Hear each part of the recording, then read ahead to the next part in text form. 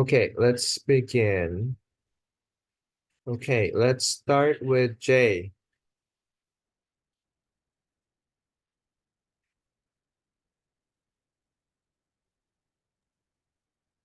Can you give me an Okay. update? Yeah. First for the the project with Dr. Isu, she she last week she got some data from Gardens, and she will be in the lab today to discuss about the data that that she gathered more, and how to deal with this data, and how to get the patient data from the EMR system. And for me, I tried to read the related papers about TMB. So I read TMB paper written by Stas, and also other papers that I searched from the PubMed. Yeah. Okay. Anything else? And also Uh-huh. for Dr. Caroline's research, she's in her last submitting stage of um, making a paper, and I tried to adding some more of the researches that can be added to her review paper. Okay. From all those research, do you have anything to show me or ask for my input? Or not yet? Um, I'll show you next week. Okay. All right. So we'll look at that next week. Keep me posted. Okay. Okay. All right. Thank you. We'll go to Rachel. Any updates? Yeah, let me share my screen. I think I have the four things to update. First one is Nivo-EP and Nivo-Metformin trial, clinical trial. Second one is quiz. And third one is SEER database, the paper from SEER database. And fourth one is RadioMix, the project lead by Monica and Seyoung. So Nivo-EP and Nivo-Metformin clinical trial, the next step I asked Richard, and then he said the next step should be to either send past slide information to Dr. Alexev if we have enough slide, or give up on sending the slide. So um, I still am communicating with Richard because it's a little bit busy to contact because he is in clinical rotation now. So I'm still am communicating with Richard. And then So second stop, one, stop right here. So we don't communicate with Alexev anymore. He's not been very responsive. So that's not an oh, option. We have a new pathologist who we are working with. So you can talk to Liam about more information about him. Number two, okay. uh, so whether to work on doing the peptide or giving up, it's it's a decision I make, not you or Richard make. So this is something you have to ask, not talk amongst yourselves. Okay, I want to make that clear. Okay, Uh, okay, okay. and then if you can't talk to Richard, that's no excuse. You have to call him, meet him, pursue him. Okay, it's no excuse that he cannot be reached. Okay, you Oh, come okay. to me and I will call his cell phone. Make sure he's reachable. So it's Oh, not like he's working overseas. He's working here in Feinberg campus. oh, Okay. So okay. everyone should be reachable within 24 hours, unless he's like in an emergency room. Okay. Oh, okay. So um So you have 1 week, right? More than 1 week to be in communication with someone, right? Yeah. So it doesn't make any sense. I cannot get a hold of someone. It's not an excuse if they're working in Northwestern, okay? It's an excuse if they're working in a different hospital. We don't know their rotations. We don't know if they're in a vacation. We don't know. I don't know if Richard is in vacation. I don't know. But Yeah. you need to find out. So I would because I don't know what the status is. I think Richard has to give us um update on what he did as far as to the path slides are concerned. Oh, Um yeah. Yes. Go ahead. uh so this paper is almost done. I think I assigned you to this work because we are finishing up the paper, right? Yeah. Uh, so as far as writing up the paper and submitting to a journal, that's probably the best help you can offer on this project. About the slides, uh, we can see what's available. Mm. We can ask our new pathologist if he has bandwidth to um, obtain them for us. And then you will have to work with closely with Liam to have it scanned and do all the rest of the work. But first we have to identify who do we have slides for, like identify the slide numbers, okay? So if that's only 2 patients, we're not going to pursue. So we need to know, is it worth pursuing? What is the number of those patients? Mm. Okay? Okay. Okay. Do you have any questions for number one? The question I will ask, discuss with Dr. Liam and the new pathologist Okay. and get the new pathology slide number. Yeah. So again, whether to pursue or not, I think, it's a decision I make, and we Mhm. need to first know the availability of all the slides. Okay? Okay. Okay. Thank you. And the second one last week, I already update that I already put words in the form, but after that, when I tried to submit it, but actually there was a website. I have to put the contents in there. So and then in there I have to um oh, how to move it. Uh, this one I have to ask you about this one because I already talked with Dr. Liam, but uh let's say we have to ask you this one. Okay, I don't have 3 to 5 collaborators, and I don't know who POA institution people are. So you just indicate we are willing to collaborate with any interested POA members. That's all. Oh, okay, Okay. thank you. Okay. And then third one is the paper I'm trying to write, and then the data from SEER data, and then submit the abstract, clinical characteristic, and survival outcome of lung invasive mucinous adenocarcinoma or real world analysis of 387,197 patients. I set the personal goal of deadline as May 20, and then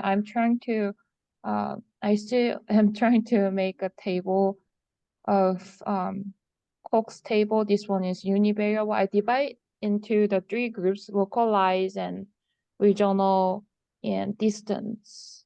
After discussing with Dr. Wang Yi, do you agree with it, or I have if you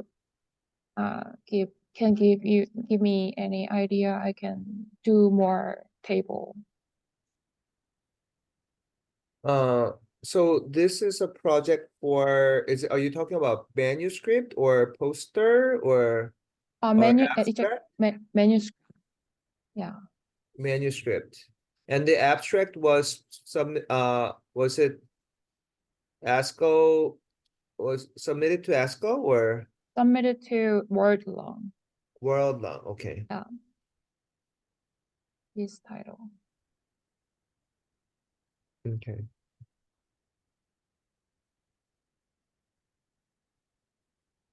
And your question is mucinous localized. What is the question again?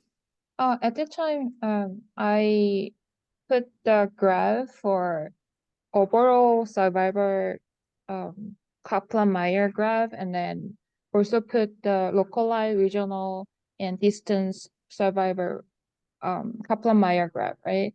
And then so that's why I am making the Cox table of localized, regional, and distance stage, like this one. And then I just want to show you, and then I'm asking, is it okay? I divide into localized, this regional, and distance. So how do you define localized versus regional and distant? Based on SEER, the category in SEER database, and then So what last, is that category? I can show you, but it's very long. um,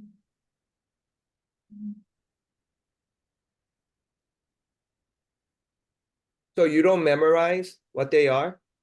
because it's big data and then include so many things. So yeah, actually,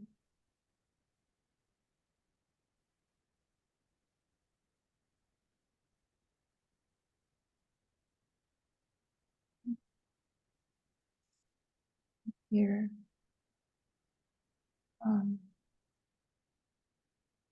about 4 pages or 5 pages, I put the like the category divided into localized, regional, and distance, and then I copied to Word, copied, and then it was like 4 or 5 pages, something like that. So yeah, I divided into 3 groups based on SEER data Wait. So categories. you cannot show me the definition of regional? Uh,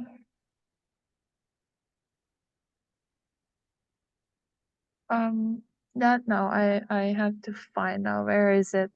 Too many file on my.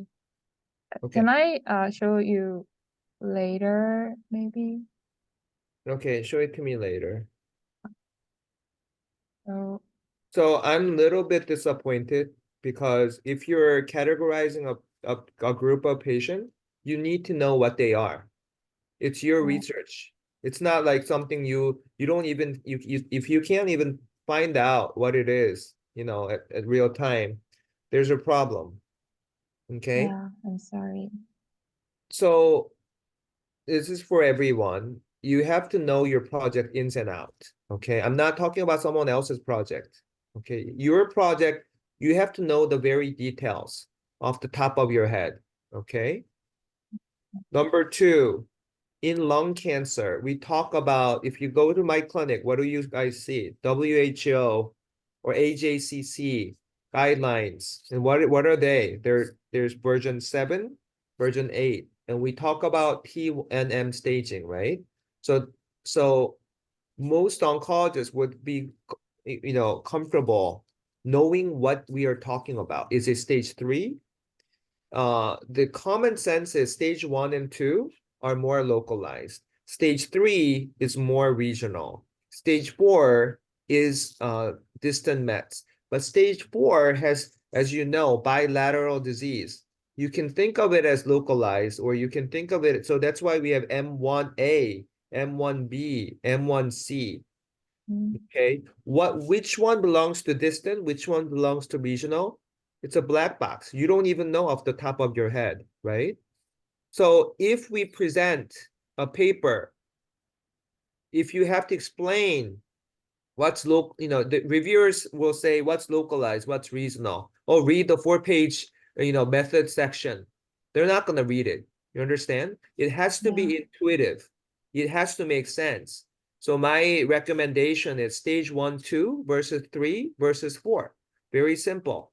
And then because of the DREAM program, we are focusing it on stage 4, which is limited to the bilateral lung.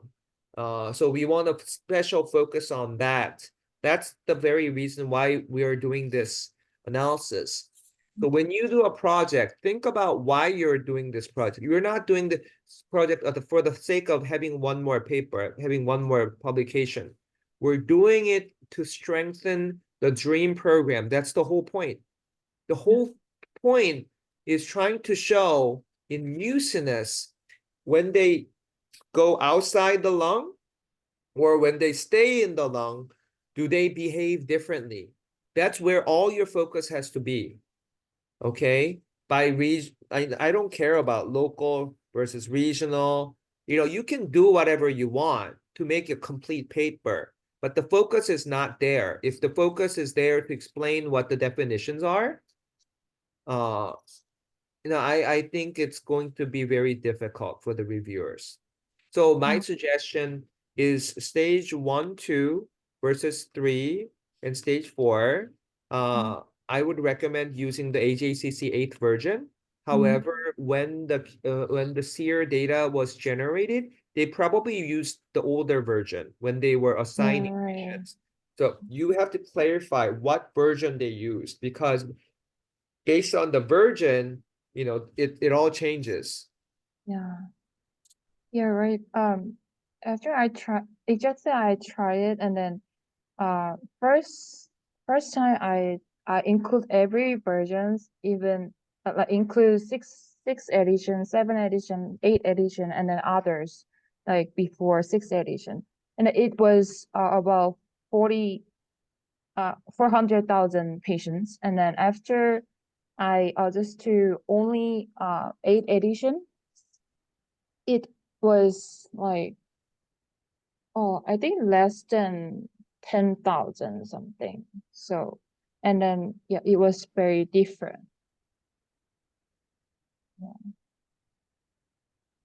Yeah. Yeah. So continue to work with Dr. Wangi on how to classify patients. And then the survival should be, one would be to lump everything together. One would be by staging. Mm, And then, is it lung confined? Versus is there a true distant metastasis?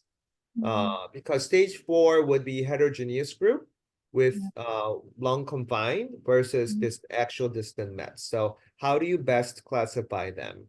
Those oh, will be the key questions. okay. Good job. Thank you.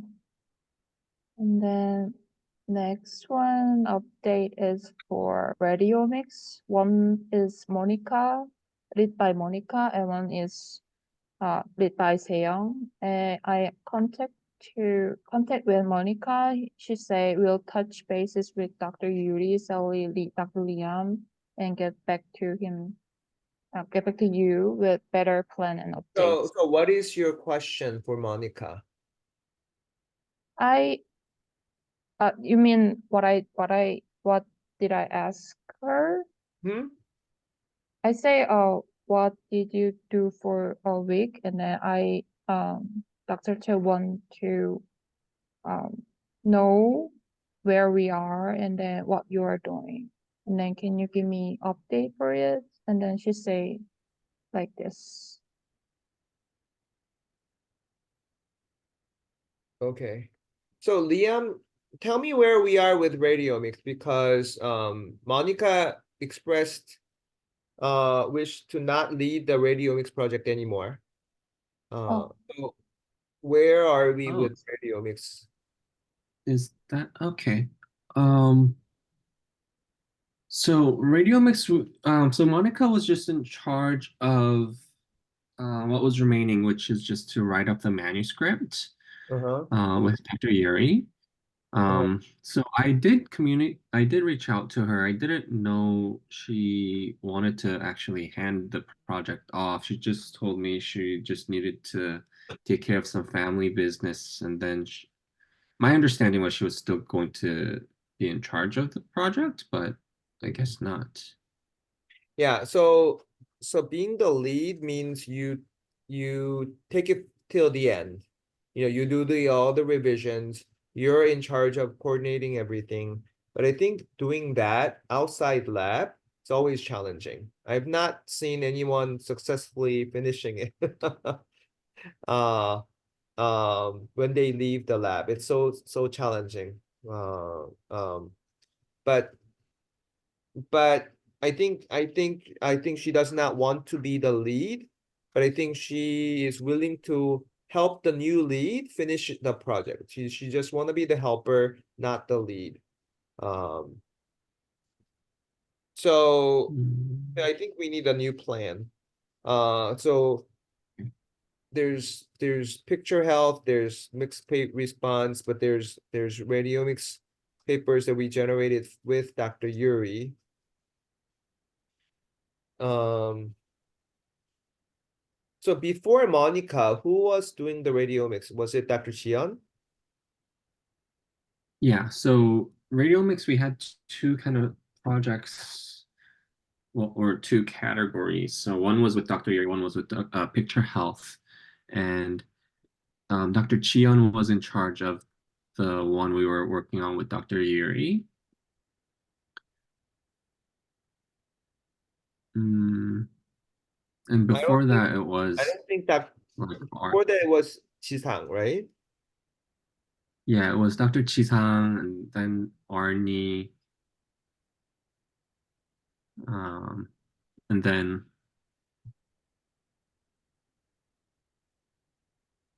yeah. Hmm.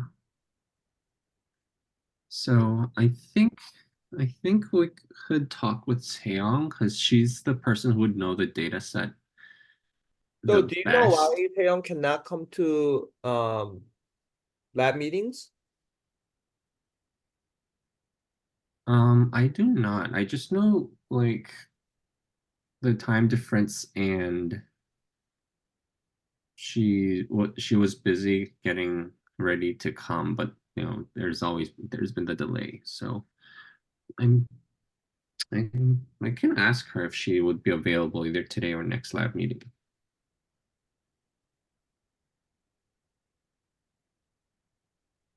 Yeah, I mean it would be better for her to be on a Zoom. Mm. So how much was Taeyong involved in radiomics? So she was in charge she's still in charge for all of the picture health related projects. And she was aware of all of Monica, the side with Dr. Yuri as well. Mm.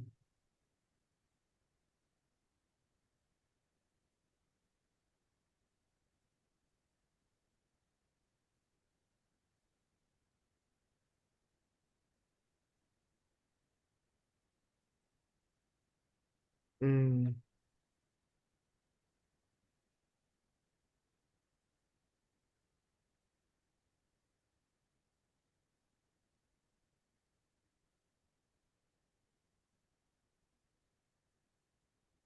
Okay, let's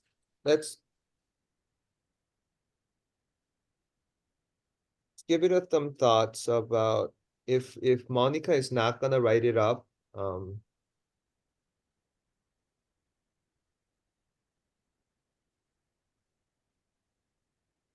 then I think Taeyong can help. But I don't know if she's willing to be the lead when she's not here in person. Um,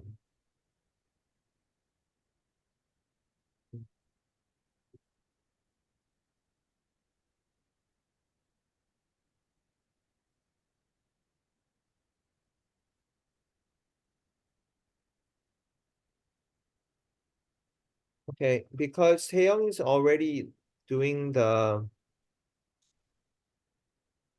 picture health, let's have her get the sign out from Monica about writing up the paper and let her start wrapping up the paper with Monica from Korea. Let's do that. Why don't you tell her? Okay, we do. DM, you can tell her because you're the manager. Sure.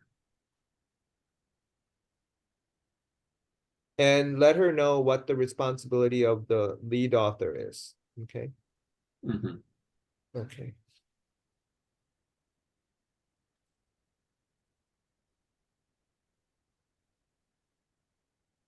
Okay.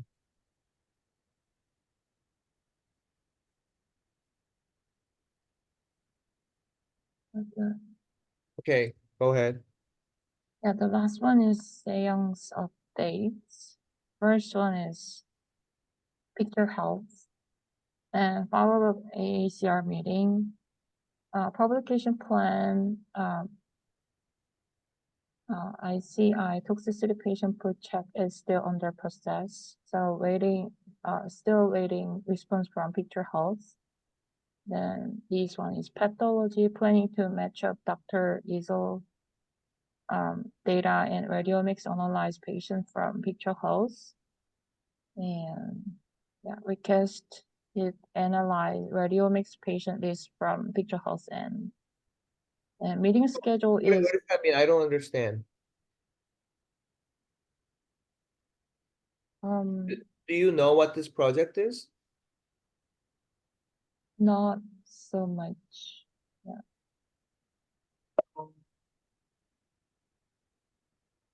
So it's best that Seong give update, not you just read what you don't understand, coming from Seong. Okay, this is not ideal. Yeah.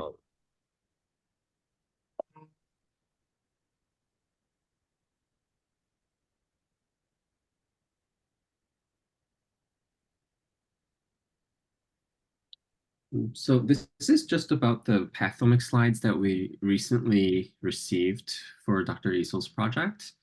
And since Picture Health is, they do radiomics and pathomics, they're interested in pathology H&E slides as well. So the idea is to use some of the pathology slides that match the radiomics data set so that Picture Health can look at both pathomics and radiomics for the current data we have.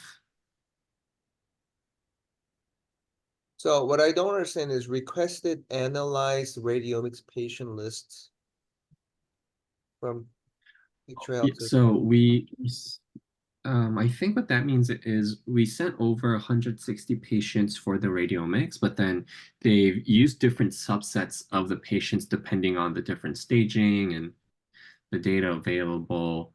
So we wanted to see exactly which patients were used for which analysis so we can have a better understanding of the data set for the results section for each of the projects for the write-up process. And also we can use that for identifying how many patients we can look at for the pathomics with Picture Health.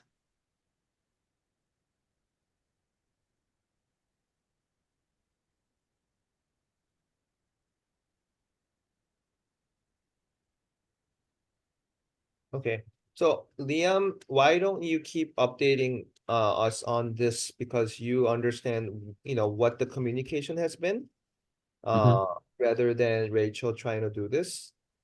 Sure.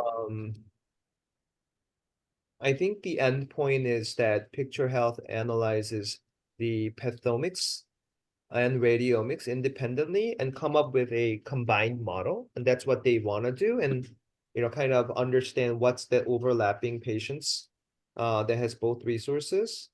Mhm.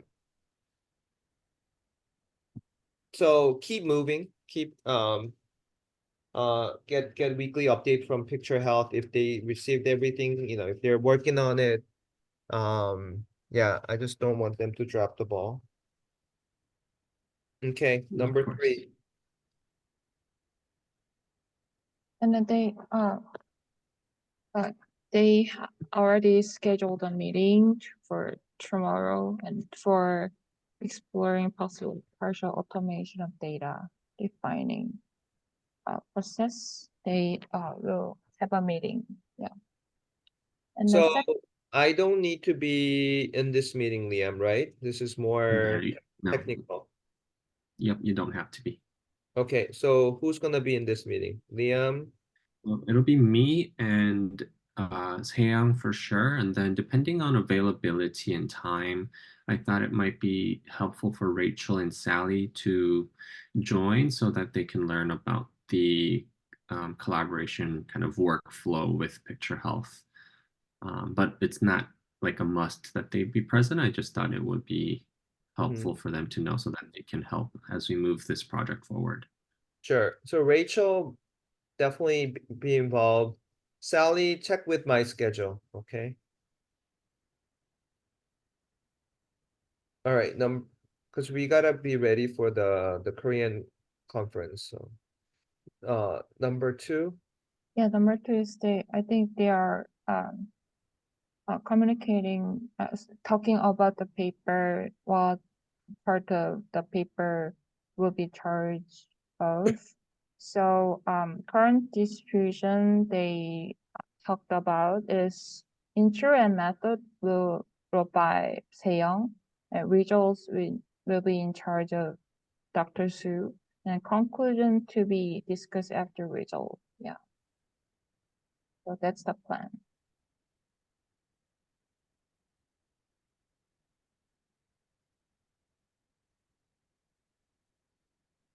So I want to understand why this is happening, like writing paper. Why are you dividing up? What I understand is manuscript have to divide into background, intro, method, result, something, many parts, and then I think they talk about what parts will be in charge of. So Some part wrote by Taeyong, some part wrote by Dr. Su, something like that.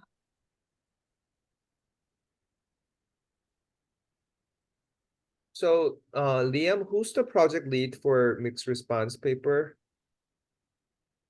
So this one, you entrusted to Seong and Dr. Seungwon. So they're kind of co-project leads, and I think this is how they decided to kind of tag team.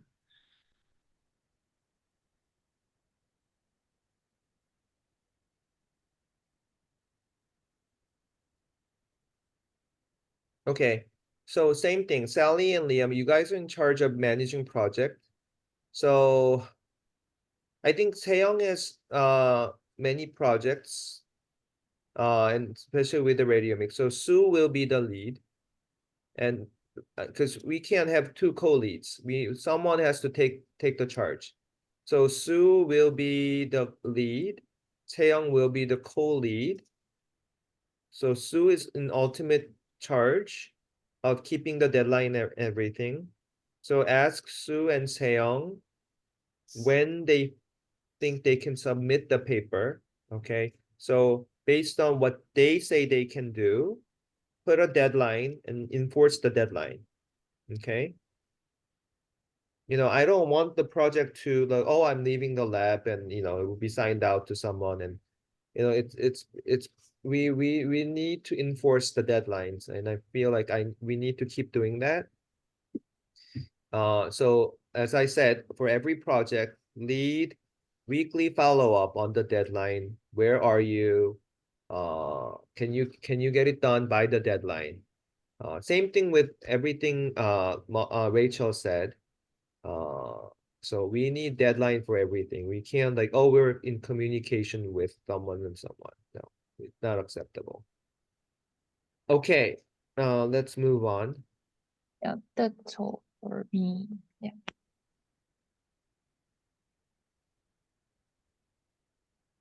So mixed response, there is two mixed response, right? One is Northwestern, one is Dart. So where's Oh, the Northwestern one? um, Northwestern mixed responses with Sale.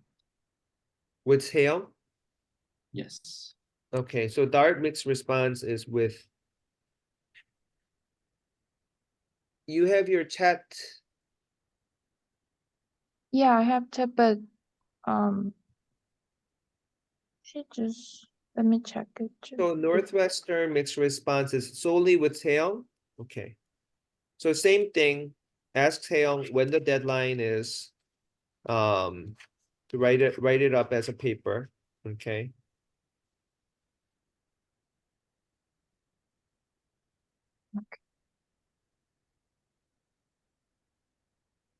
Okay.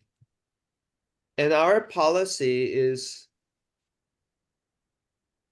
So Liam and Sally, make sure the undergrads are watching the lab meeting that's recorded, so they know what's going on in the lab. And every project we discuss here, if they want to help out with the lead author or co-lead author in terms of generating paper, table, reference, writing discussion together, we always give them a chance. They have to make a contribution to qualify as a co-author. That's for the lead author to decide. And we have a policy. So Liam and Sally make sure the policy is distributed to all the lab members on regular basis, so there is no confusion about who qualifies as an author or not. And then make sure they have the opportunity to reach out to the lead author so that they can work on the paper as much as they want. Okay, we always provide that opportunity. Sally, you were one of those undergrads who did that. So, and I don't see that happening with any of our undergrad students right now. So let them know there's an opportunity. It's a win-win. We help each other grow together. But they don't know what's going on with each project unless they watch the lab meeting. So it's really important that they watch it. I mean, because it's YouTube, they can skim through the part and think about just listen to the part where I'm speaking, or they can learn. So okay, anything else, Rachel? Oh, I think that's all. Yeah. Okay, all right, keep Yeah. up the good work. I know there's a lot, but I think you have a learning phase. Thank you. Okay, Iranus. Can you guys hear me? Yep. Okay, so I'm working on like the one project that is with Dr. Wang Yi, and we're almost done. We're just doing the MSTAR, and we've done the studies, and so far we like the only studies that we are remaining are like 11 studies, so that will be done this week, and then we will be done with this project to like it's ready for submission and everything. So And then one thing I want to comment. So Jay and you are giving updates, that's fine. But just like what Rachel did, put, item 1, 2, 3, what you done, when's the deadline, who's the lead, who's the co-lead, um, you know, the title of each project. You and I know the project where this is a courtesy for every lab members. What is the title of your project? Where is it? And all that. If you write it out, that's much better. Okay. okay, yeah. And then because I started to help with EDW, and I think the Sally can give the first update, and then I will tell the plan because the project is like lagging behind, and we found a lot of reputation. So we changed the plan. We took like a decision on it, and now because in the Excel there was like a lot of reputation for 25 studies. So what we did was like we instead now doing it in the red cap. So Sally made like the red cap for us, and this is like ideally like I made a plan for it because we have like till now we have like 73 studies that Can you guys see my screen? Oh, wait, let me just share my screen. Can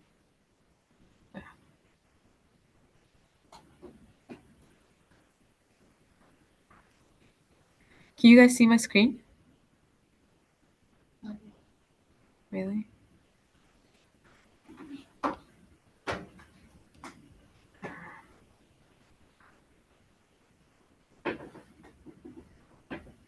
So this is like the ideal time, like this is the timeline that me and Sally came up with for the 3 weeks, because we now have like 73 studies that are done, but that need to be copied from Excel sheet to the red cap. No, So no, I no, I just don't like understand. What is 73 studies? What's the studies? these studies. Patients. Of patients. Yeah. Yeah.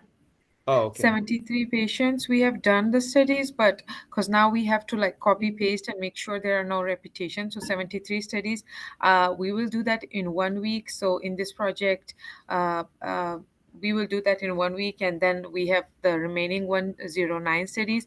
I asked everyone that how much you can do ideally, or like, what is your limit, and then they said that each of them, because we are 4 people, so they said that they can do 17 studies per week, like per person. So if we go by that speed, we will like do the remaining 109 people till the 15th of May. So after that, because we don't have the exact number of patients with us right now, so then once we have it, then we can divide that it to according to that. So that's our plan for right now.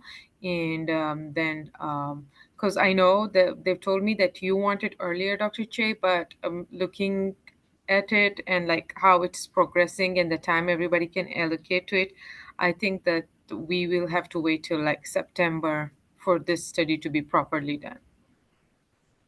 Okay. I understand what you're saying, but I guess it's more Liam or Sally to show. So when you show me the EDW, this is how Mhm. the format that I want. How many is in the pool now? How many is in the phase one, phase two? How Mm. many have we done? And who did how many? You know, we need to hold people accountable for what they did. Mhm. And how Yeah. many of them, who did what and what was repeated, how many. So we need a table or bar graph or it's something that by looking at it, what is the whole total picture? So how many percentage are we there? And when Yeah. is the deadline? All that. So um After you can help out as much as you want around us, but work with Sally and Liam to. I know it's frustrating to have repetition, but we need to, figure out the root cause, and it's a system update. I mean, I think the Liam has been here the longest, and he's done it many times. We did it with radiomics, pathomics. We did it with so many things. So we have to continuously figure out a better system. But I don't know, if you guys think the red cap is the best system, then go for it and just convince me that it is. Okay. Okay. Anything else from you, Aranus? No, not right now. That's it. Okay. I So can apart from EDW, what else are you involved, Aranus? So the one project that metastectomy, I'm involved with Dr. Wu. That was I was initially involved with. Other than that, I'm not involved in anything currently. Okay. Metastatectomy, are you done with the project? Yeah, we're just done. By this week, we're just wrapping it up, and then it's ready for submission. So you finished your part. Yeah. Okay.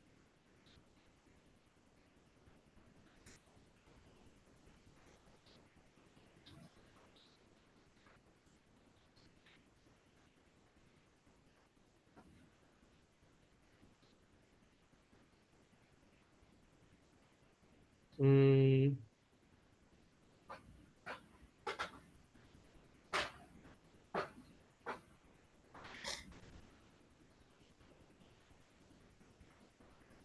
so I think then you should start writing papers.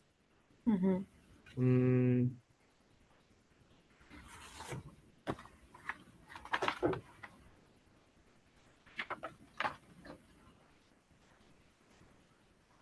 so maybe Seong has too much on her plate, and maybe you can work with Seong to write up the radiomics paper.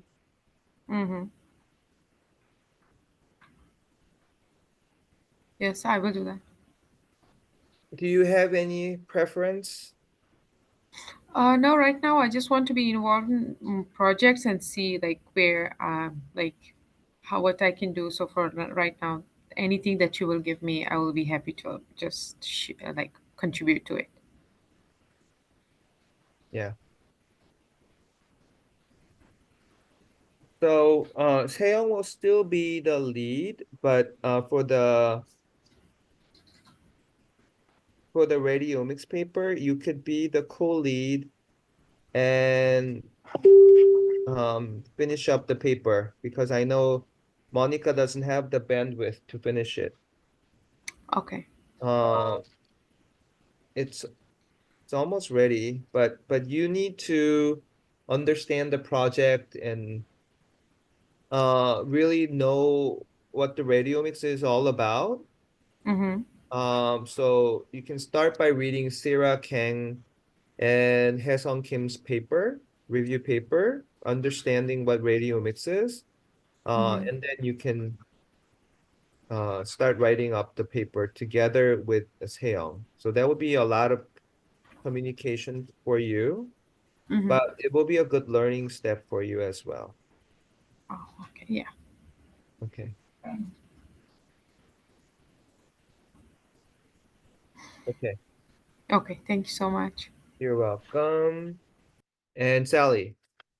Yeah, so I can start with EDW because Haranas kind of gave an update. So yeah, originally we were gonna show this table. So this is the first screening process. We have around 417 patients left. So we're starting to compile all the data they collected in one master file. Wait, can you? Because it's gonna echo. Yeah, so we're gonna yeah, so we started putting in the master file, so we're gonna start screening them out. And Oh, we'll Sally, have them. Sally, before you, I gotta answer this. Let's take a 5-minute break. I gotta answer this. Okay.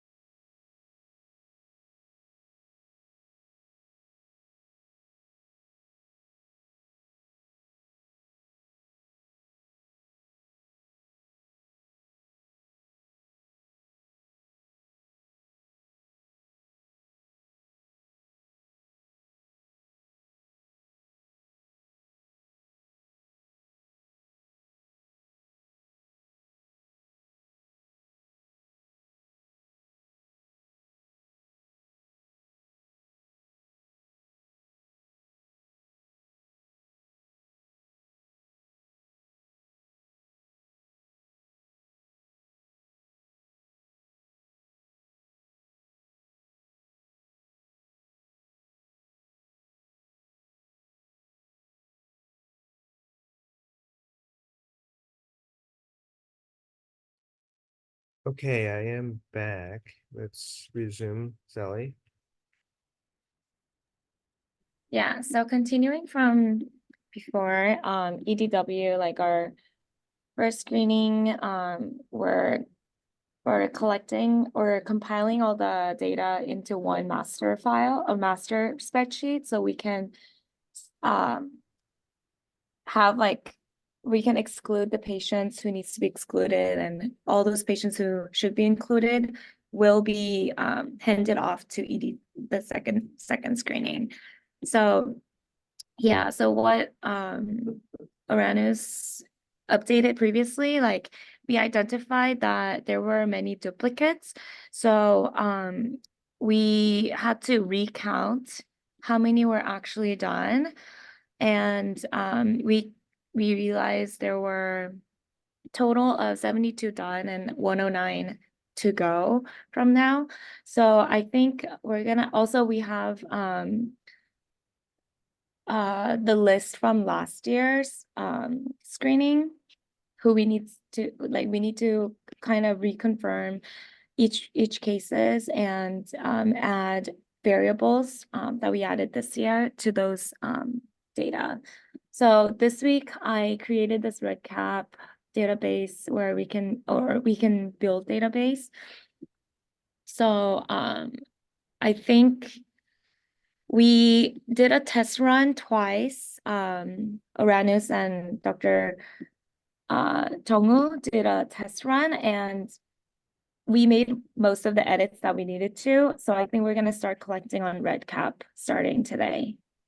But we just wanted to show you and be confirmed so we can actually start collecting. So can we use we can use So RedCap. what's the pros and cons of doing RedCap versus the old way? So spreadsheet, we encountered many different issues. So one of which the one of the biggest issue was the duplicating in collecting data, like and because I think around like 30 or 40 were duplicates. So explain how it happens. Like why it happened. Yeah, why, yeah. So there were confusion between row numbers and actual patient ID numbers. So like some people thought like they were assigned by the row numbers, but other people thought they were assigned by study ID numbers, and that's why there were overlaps. I think that was one issue. And then second is because So mostly that's troubleshoot. This is just like doing a preclinical experiment. If there's an issue, we troubleshoot. So a lot of times, so this is rule number one, every communication has to be in a written format. So it's like, oh, I thought that's what you said. That's not acceptable. It's like we go by this row A, this is how we do it. So that's why for every project, there's a SOP that you go to a written instruction. And if you're not clear, I don't know what column A means, then you ask the person who generated the SOP. If you go by, oh, that's not what I was told, that's not what I heard, I don't know if my memory serves me right, no, that's not acceptable at all. So if this can be overcome by creating SOP, I mean, there should be a SOP for every project. That's our policy. But so where do you think was the crack? well, I don't think there was an SOP for assignments. There is an SOP for like how to collect and what informations to collect, but in the SOP, we didn't write down specifically like who should do what. We had that in our like this spreadsheet, and we did mention it was study ID, but I think some people just had confusion, and they So kind of explain me what is confusing. I want to get to the root cause. What was confusing? So that we know what, how to prevent this from happening. whoever did second screening. So I think it was just simple miscommunication slash misunderstanding. So like Sally was saying, here they divided like groups of patients according to study ID. And when you look at the list on the Excel sheet, so seems like some people actually went by the study ID, but some people went by the column numbers. So that was where the misunderstanding happened for some of the people. But I think the root cause is because like everyone doesn't know what each other is exactly doing and like how many they've actually done because like they can't see each other's spreadsheet. And that's why we thought EDW or RedCap would be a good good platform because here if there's like you can add records, but we can add it by their MRN number. So if there's like a duplicate, it tells you like, oh, like there's already this ID already exists, something like that. So then like there's no duplicates and everyone works in the same platform. So all the data they collect will be on the same like this platform, like RedCap, rather than different spreadsheets and then copying and pasting into one spreadsheet. We thought it would be error proof, like if we utilize this more. And as you see here, RedCap, like for dates and like I created so that they can just click on these things rather than actually typing it out or like inputting values. So we just thought this would be much more efficient and yeah, just. Can you also tell them about like the weekly group that we just made, and, like for better communication? Weekly what? Like the group for communication. Oh yeah. And we also created we also created like a group chat to communicate like what we're gonna do. Each week we can update each other on what we did. So second screening, like Uranus will continuously keep updating me and Dr. Liam on how much has been done and then yeah, we'll bring the updates to you every week. So we just thought it would be faster. And then there was like a list of patients that was already screened from last year that we need to add variables into there, like more variables in that data. So as we're doing that process, and Dr. Liam mentioned that it might be better to like recollect them, like check again, like whether they were accurate. So so comprehensively, like maybe just doing from the beginning on RedCap might be a efficient way of doing. So show me how many are done and how many has to be redone and how many are, has to be transferred. So so we started with 181.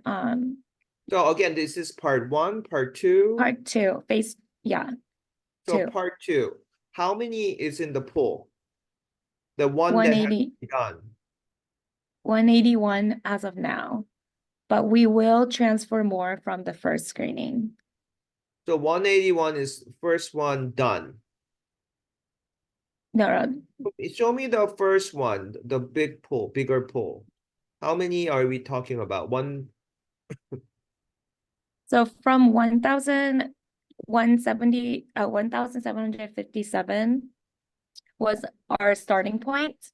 Okay. And then we got down to 417. So we have 417 left to still screen. Okay. So this is where we're at. Like we compiled all these data together in one master sheet. So now we're gonna exclude the patients out. And whoever is still included, we're gonna send that over to the second screening. So we don't have that number yet because we just started copying and pasting into the master sheet spreadsheet this week. So we'll have a number of patients who will go into second screening next week. So, but as of now, we have 181 patients to screen for the second screening. Okay. Plus, last year,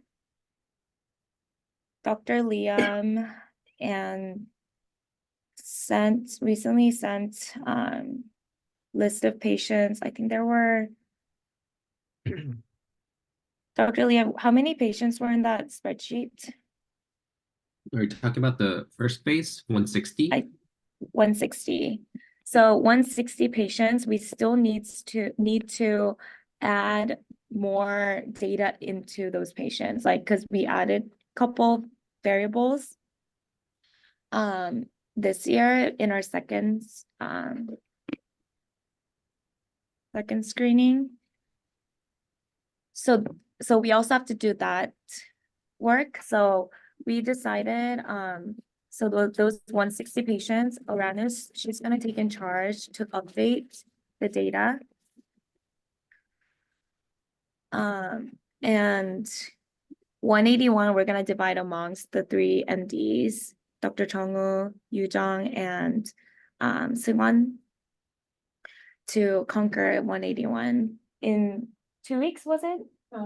Yeah. Oranis, yeah, in 2 weeks, yeah, they will get 181 done in 2 weeks. So explain to me the redoing and then the new ones. So what's been done so far? So I know 181 is the pool. What has been done so far? 72. 72. So do we have And then to 109 left. transfer the Excel file 72 to RedCap? Yes. Okay. And who's gonna do that? They're gonna divide it amongst the MDs and Oranis, you said it won't take it didn't take it too long to transfer information. Yeah, the transfer information is going to take like 1 week, but then after that, the 109 visit that will just be till like 15th of May, we will be done with it. Yeah. So to transfer 72 patient data into RedCap, we're gonna give all the MDs like 1 week to do that because yeah, like when Dr. Chong and Oranos tried transferring information, it didn't take that long because they just have to copy and paste it. Okay. Then by the 15th of May, we will just have like 109. So this set of data will be done by 15th May.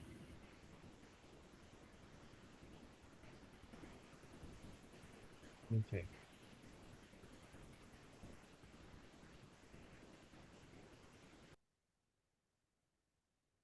Okay. So Aranus, you can help Sally and Liam, but Sally and Liam, you both are in charge of assigning, make sure they meet the deadline. And make sure if you don't meet the deadline, there's a consequence for that.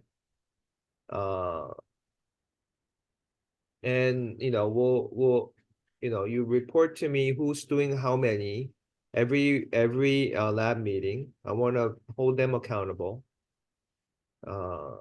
And this is a communal effort. This is not like you're helping other people's project.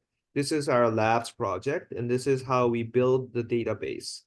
So you are part of our lab, and this is being a good citizen.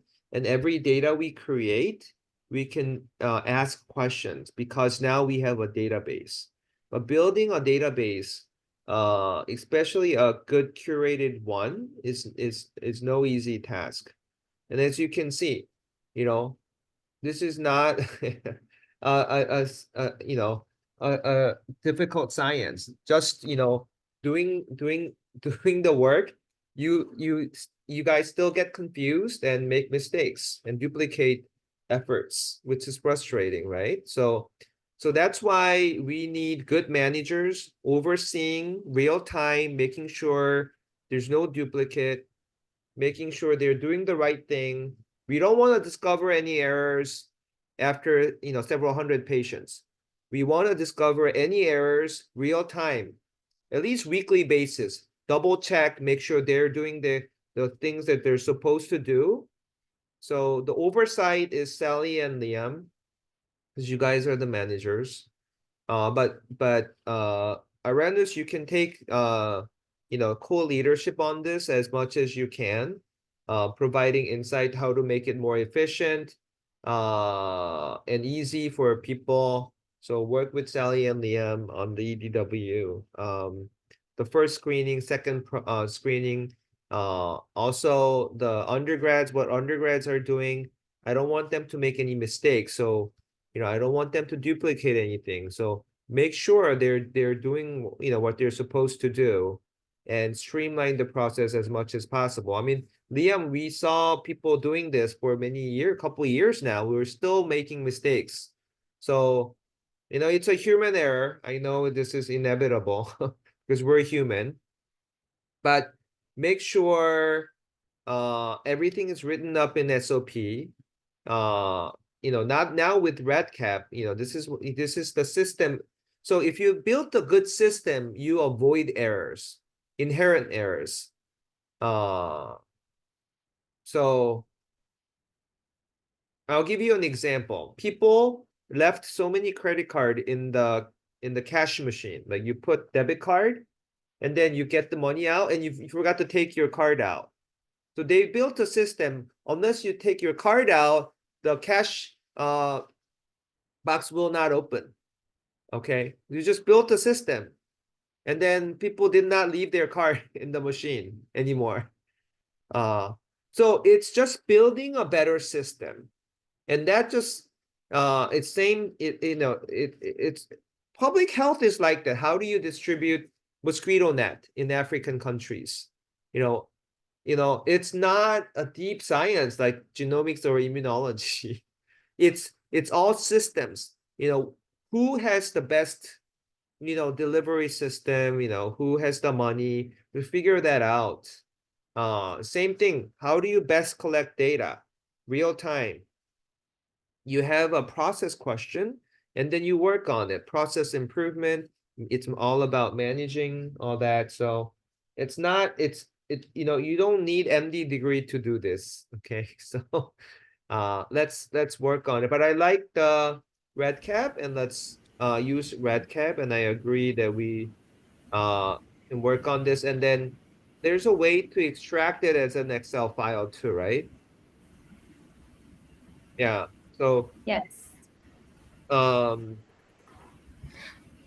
So, Dr. Chae, till I am in the lab, I'm because like I discussed this with Dr. Liam and Sally, so I'll be managing it.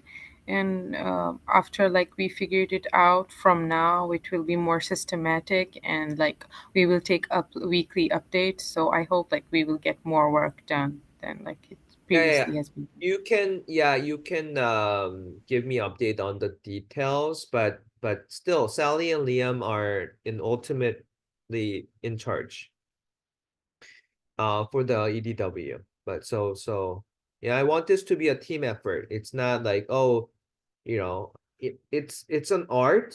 Oh, and then what I don't like is blaming, like, oh, he didn't get it or he didn't tell me. We're team. Blaming is not part of our lab culture.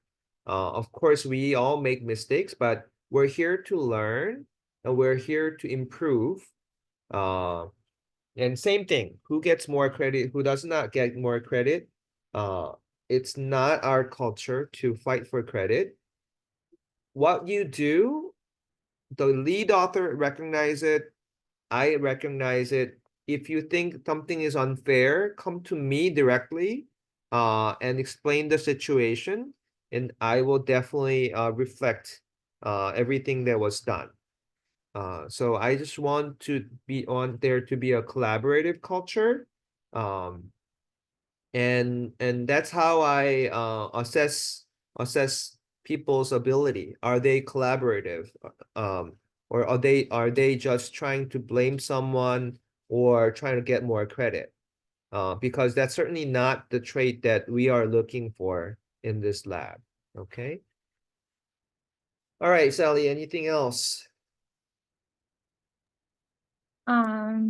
Just one last thing with VC projects. So they're all submitted to preprint. And it's been so VC1, Eugene, as you saw in the email, like it was accepted. So finally, good job team for that effort. The rest, so it's submitted, but I think I So where haven't is the journal? Where is the actual journal submitted? Lancet. No, I'm saying VC1. That's the preprint. But the actual journal. So he submitted to Helion, but he still didn't get any response back yet. So it's still under review. So why don't you write Helion here then? Oh, it's right here. Oh, Helion. So it's submitted already. Yes.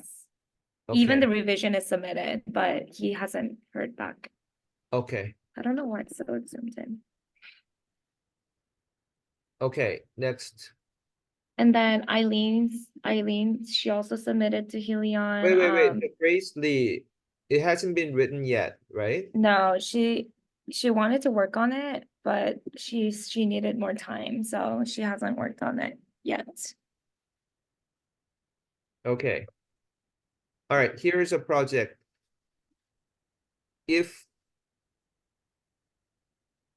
so Christopher has been coming to our lab meeting pretty on a regular basis. If you have if you want to work on any project, you can reach out to Grace Lee and see if you can help Grace Lee finish the project. Dr. Chae, so Hmm? about Grace Lee's project, remember Mhm. we had a conversation about there were some internal issues that prevent from other members to join and write the paper, basically. Hmm. So that's why we just told Grace and her team to finish up the project Hmm. because they know it the best. And even Grace, when I talked with her, she mentioned how there were a lot of errors that they need to kind of start over the project because, yeah, do you remember that conversation we had? And that's why Yeah. you assigned. So it's up to Grace. If Grace wants to train Chris to do the heavy lifting of putting in the data, because I know she doesn't have bandwidth. She has to study for her medical school exams, right? So if she can invest her time to teach Chris to do the heavy lifting and write the paper up, I'm willing to give him the opportunity. It's not, Thank you, sir. yeah, it's not that hard. You know, it's anyone can learn how to do all that. So offer that to Grace and Which Grace Lee? so offer that to Grace and see so just tell her that, you know, because we can't sit on this forever. And I know Grace is always going to be stretched out in terms of what she can do. Yeah, so a lot of project has to be redone. And Chris, if you want to be involved in any project, Sally, you can connect those two people and let them talk, okay? And Chris, you just let me know what you think about the project and if you want to commit or not. But at least Grace has to be able to communicate with Chris. Dr. Chae, I think if Grace does want to sign off, we can also have Brandon join this project. Oh, Brandon So doesn't have anything to do the now? Yeah. Okay. so the problem is she already signed off, like, but then we gave it back to her because she's the only one who's able to fix the problem. And like she already like signed off to like Grace, Eileen, me, like we had this conversation multiple times, but we came to a conclusion that she should be the one to work on it. So maybe, yeah, like she did say like we might have to recollect all the data. So if Chris and Brendan wants to help with that, they could. So yeah. But that was like our last update from her. So in her perspective, she already signed off to someone else, but we kind of told her like, if you want to end the project, you can. Otherwise, we will not. So Grace says she does not want to end the project. No, she wanted to sign off, but we Sign told off her means she's okay with not publishing it. like I don't know if what what her level of commitment is. If she doesn't do it, the project will die. Everything she spent everything she invested will disappear. right. So she already communicated with both Dr. Liam and I on signing off to someone else, which she did. So she had like 3-4 different meetings to sign off this project, but there were always like obstacles and the obstacles because there were issues with data collection stage. So like even her, like when she told me or when she tried to sign it off to me, she said, we have to basically start over, like start from the beginning. Because she only collected the pathogenic genes or variants, but she didn't do any of the benign ones because they didn't have time back then. So you would have to like start over the entire project basically. And that's why our last conversation with you, Dr. Chae and Dr. Liam was we like this is not our priority in our lab. So if the authors want to finish the project, they could, but we will not be directly be Yeah, involved. I get it. So does Grace want to finish? Or she doesn't care? That's what I don't know. Yeah, I mean she told what she told me was she's busy right now, so she will do it later. Okay. So I don't know if that means she doesn't want to do it completely. I could ask her, but it sounds like she wants to do it later, like when Yeah. she has more time. Yeah. Yeah. Yeah. So for Brandon, I want him to keep still working with Dr. Wangi because they've been working together and I think Dr. Wangi has more projects. Um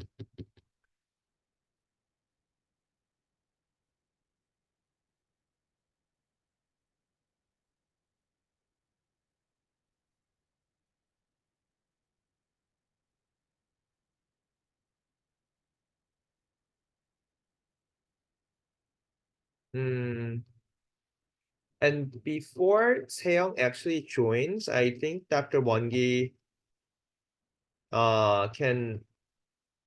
can also work on the radio mix Dr. Yuri's project because I think he would understand it better. Um yeah. So yeah, have Brandon keep working with Dr. Wangi. And when he joins, I will tell him the radio mix paper for the quality that we need. I think we need his mentorship. Um so going back to this, Grace, this paper, I think it deserves publication. Now, this is not the priority. Uh, um, so I do not want any active our lab members to work on it, but rather people who are remote, like Grace Lee or Chris, to work on it. So this is my message. Tell Grace that she will need to teach Chris what the project is all about and what has to be done to make it a viable project again. And she can train Chris to do the things that needs to be done. Uh and it will be between Grace and Chris to write up the paper together.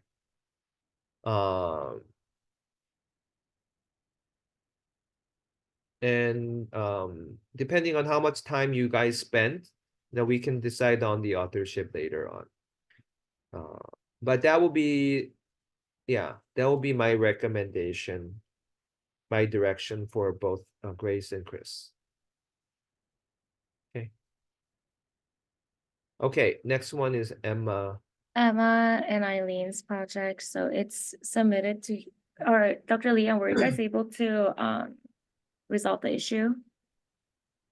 Not yet. So this one, Dr. Chae, Eileen submitted to the Helion portal, and she submitted as the first author, and then it gets routed to the corresponding author for approval and submission. When that happened, I don't know, it's probably like a system glitch, but it didn't come over into your account. So it's sent from Eileen's account, but it's not showing up on your portal. So we've emailed them asking them to basically reconcile this issue. So we'll hear back. We sent them an email last week, got an email response asking for more details, and we responded again yesterday. So I think we should be hearing back from them sometime soon. Okay, so always use Che Lab meeting so you guys can, look at the correspondence and everything. So this one you already have an yeah. account, so we're just using the account that you already have. Okay. And for the Grace's paper, is the paper written or not written yet? Not not written at all. Mhm.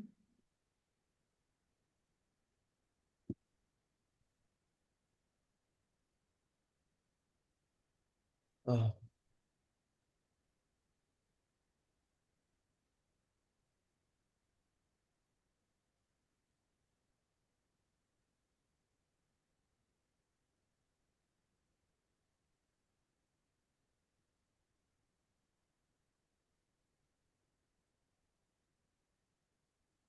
Hmm.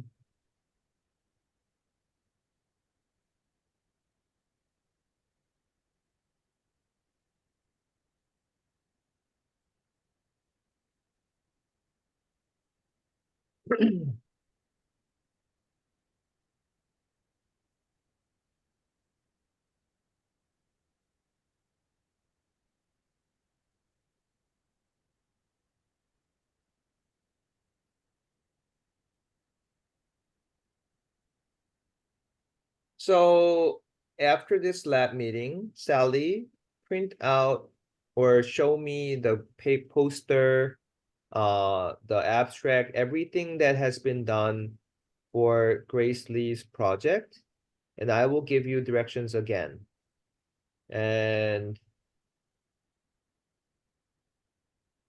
maybe it will be better to, I'm just having a second thought.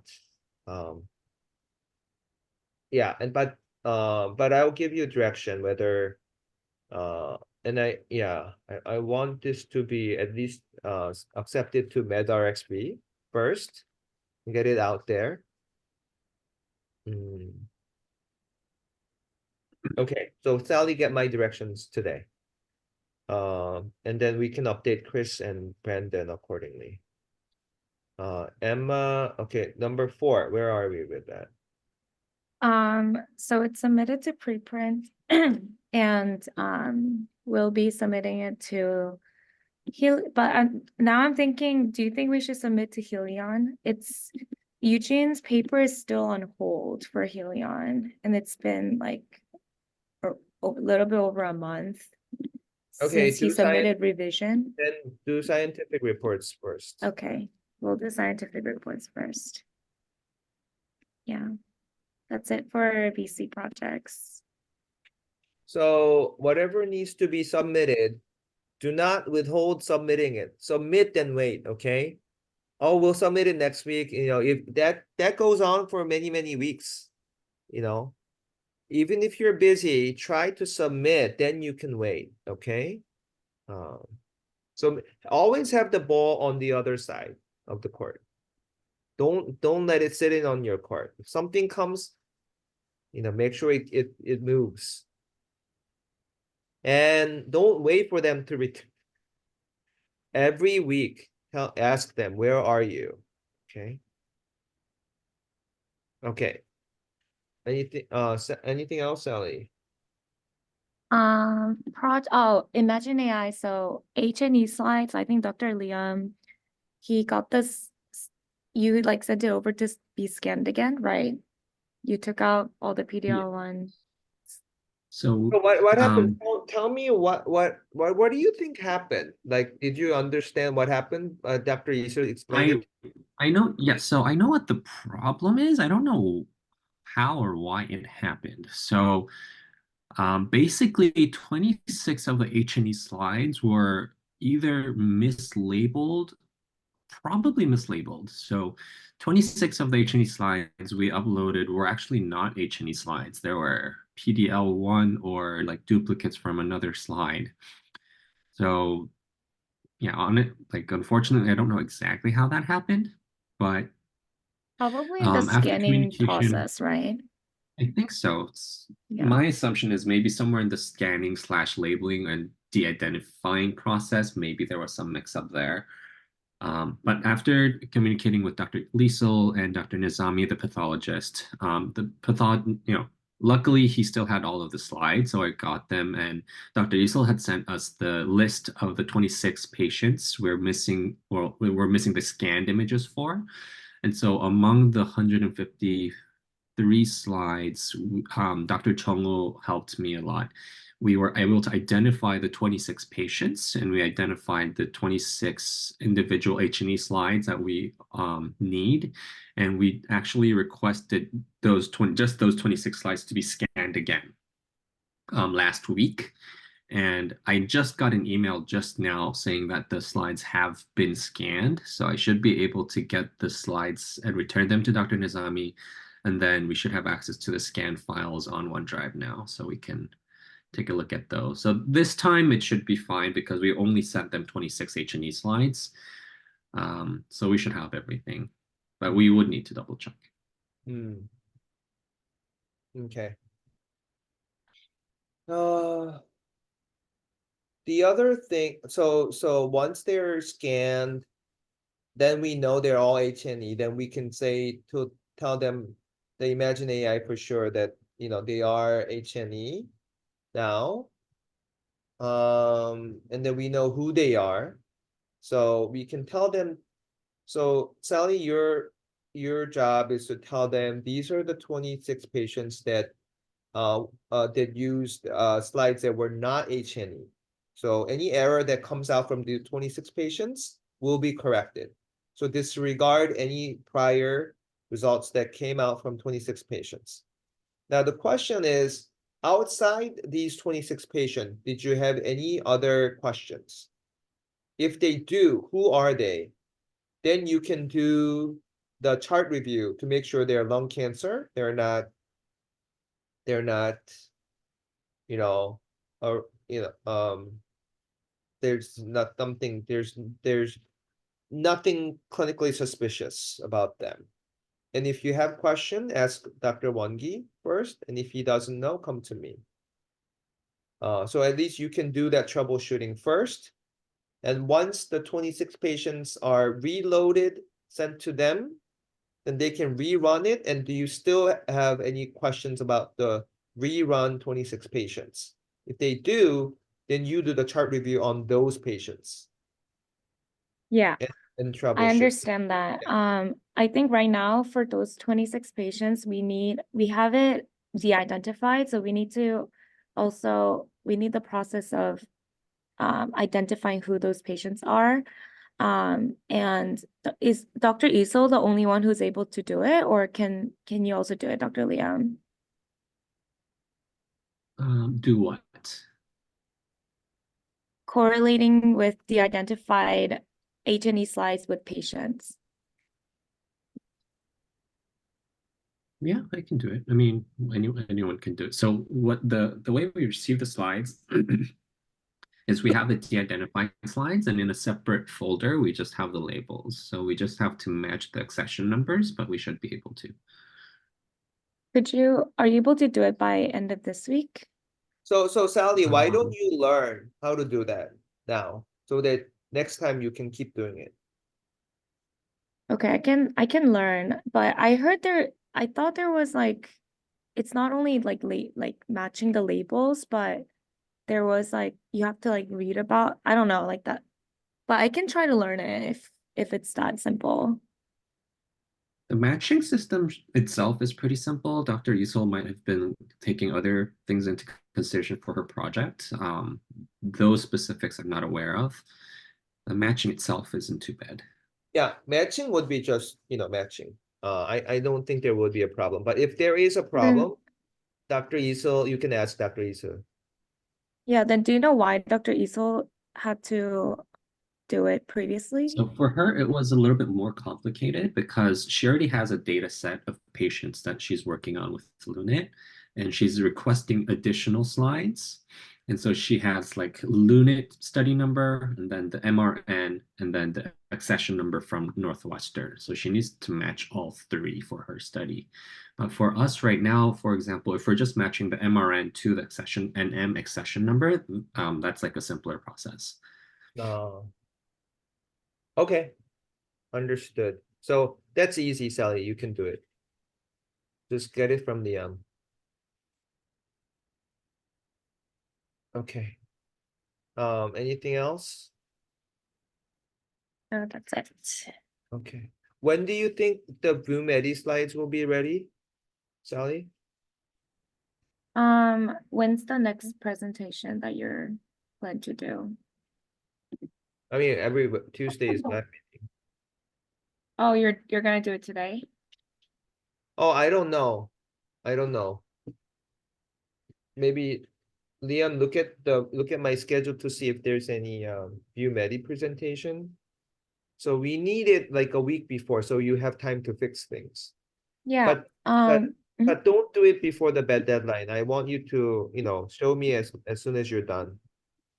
Yeah, ViewMedi one is done. But I wasn't sure when was the good time to show you. But I can show you today later in person.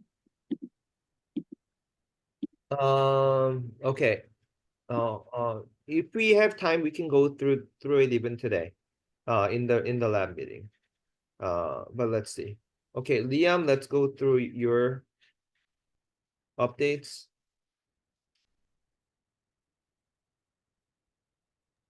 Yes, just a couple of housekeeping, and then wanted to go over the DART desmoid Yeah. as we try and wrap this up for submission. So let me just do this first.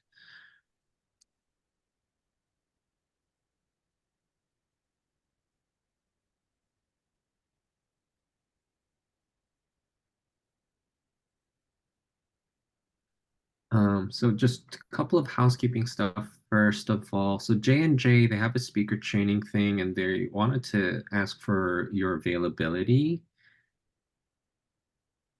These are the dates that are available.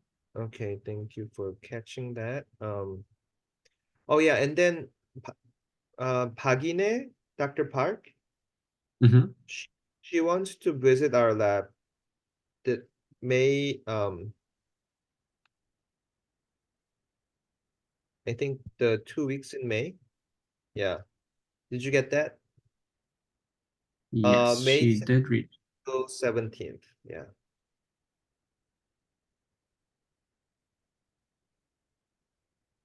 So if she comes, she can work on the DW. Not sure what else she can work on because it's only 2 weeks. Hmm.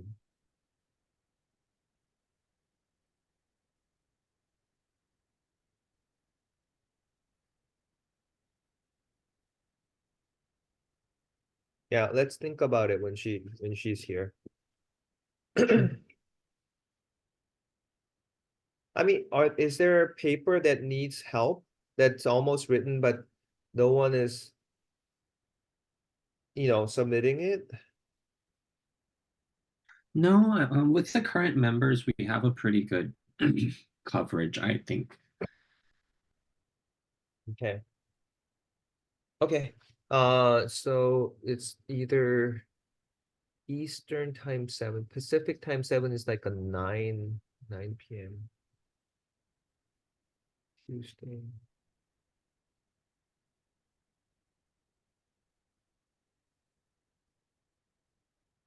Okay, let's sign up for Tuesday and you can, yeah, CC me and Susie. Sure. Thank you.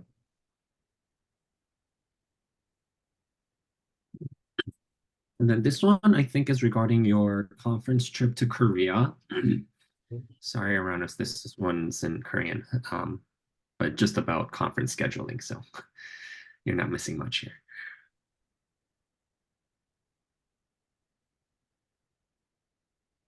This is okay. So this would be okay. I'll have to think about this. So it's just come back to me in the afternoon. I will. Okay.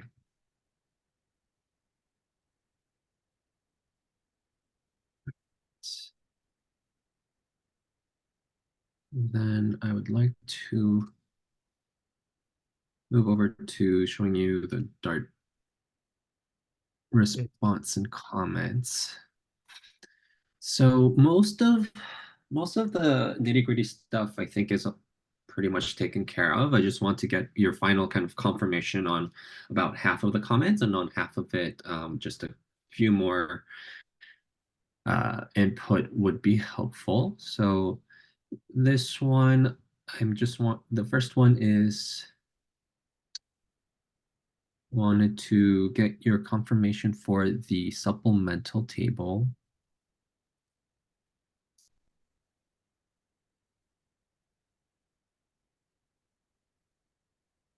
So this was the supplemental table that we had, and we added the prior systemic treatment and then the site of the disease.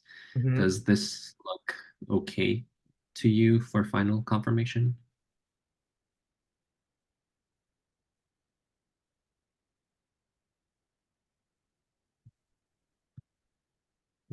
So go back on the drug. So I want you to change all the brand names into generic names. So Gleevec is imatinib. Nexavar is sorafenib. So you can just Google it and it will show. And then all the generic Yeah. has to be in small letters, not capital. So just change Understood. yeah. Tamoxifen is Okay. generic, so it's not capital letter.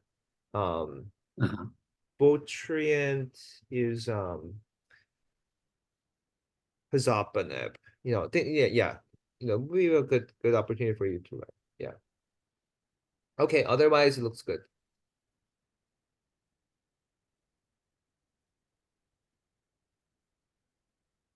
Understood.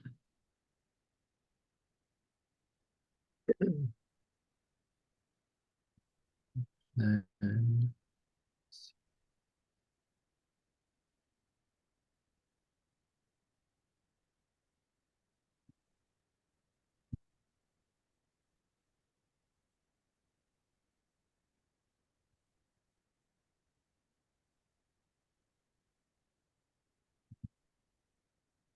okay, and then this one, they were asking for immune-related side effects and then the clinical course. And so I'll also share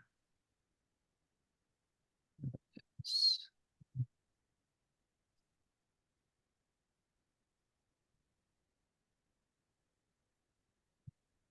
So this is the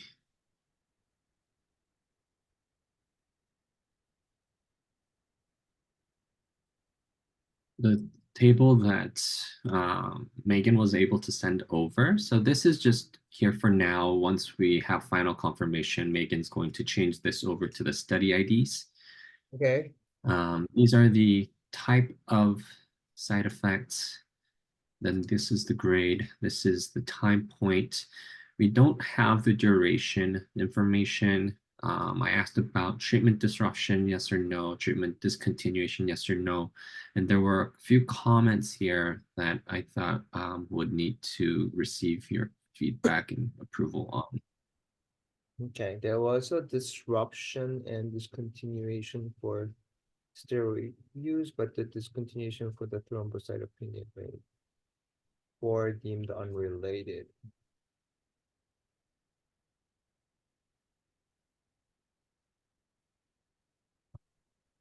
Okay, so unrelated means no, because so they called IRA lung infection, not pneumonitis. Infection is not IRAE. That's really odd.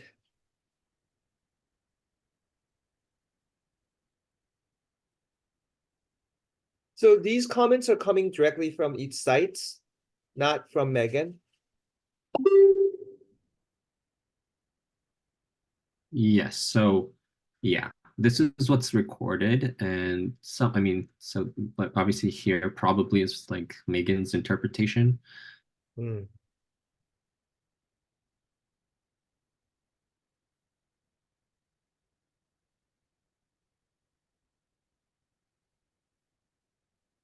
So basically my question was if we wanted to include this as a separate supplemental table, like supplemental table number 2, and if so, how much information we would want to put in there. Like if we should include all of these columns here, or if just this would be enough. Yeah, so we don't know the duration. So just say we Mhm. don't know the duration. I'll Treatment, just take it. yeah, disruption.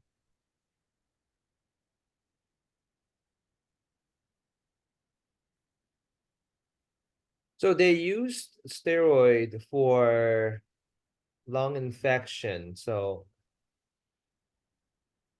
I would not call it lung infection. I feel like we should change to pneumonitis.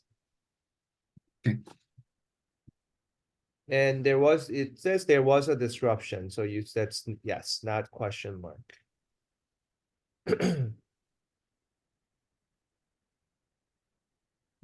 Um, patient went off. Okay, but should we include it? So here it seems like Megan's interpretation is that this was for thrombocytopenia grade 4, which is not directly related to the pneumonitis IRE. Well, I'm saying the discontinuation. That's why it's no, not yes.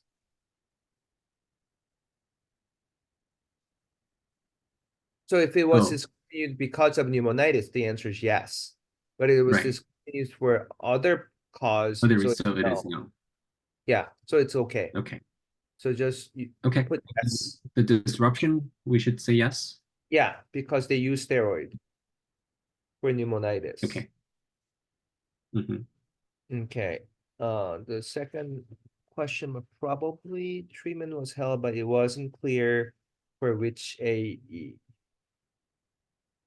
Probably, so just say yes. It's probably yes. Disruption and discontinuation due to steroid. Currently listed as unrelated in rave. Okay. Yeah, so this is what we can.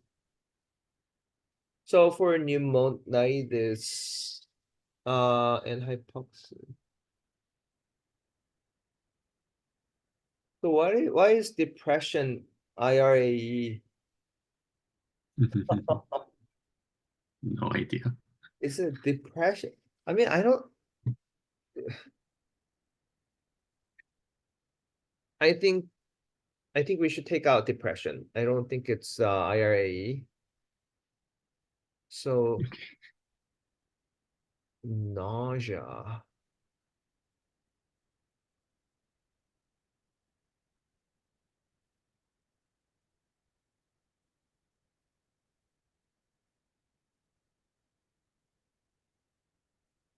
Ah, nausea, IRA. Ah,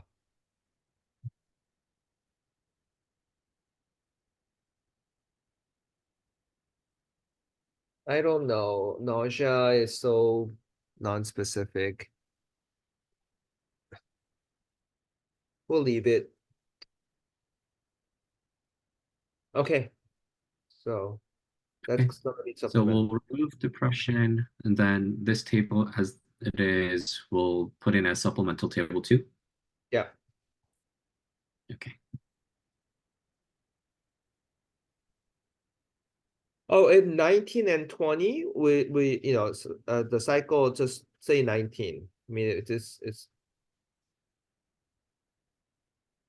Sure. all right, and then rather than time point, start date, start cycle or something, start or something like, in the table you have word time point, but maybe start Change it to date, but it's not date, so I don't know what's the better word is. Start cycle or start. And what is cycle in this paper? Is it 6 weeks or can you look into it and maybe translate Yeah. into weeks? Oh, okay. Because they have to search for what cycle is to understand the timeline. So I think all dart pipers will be using that cycle, but I don't know if it's 2 weeks versus 6 weeks. It should be in the protocol or the paper. So convert that into weeks Seems and it seems like it's every 6 weeks. 6 weeks. Okay. The best way is to just email back and in this table, the way you calculated cycle is 6 weeks, right? Just so we don't want a second guess. Unless it's in the method, like, we define cycle as, it's pretty foreign. We don't like say it as like explicitly, but here there is a sentence that says throughout the study, patients underwent regular evaluations, parentheses, at the beginning of each cycle or at least every 6 weeks, end parentheses. Okay, that means to me that's 6 weeks. Yeah. But still email Megan and double check. We have to be 100% sure. So, but 90% it's 6%. Okay. Okay. Next. Then yes.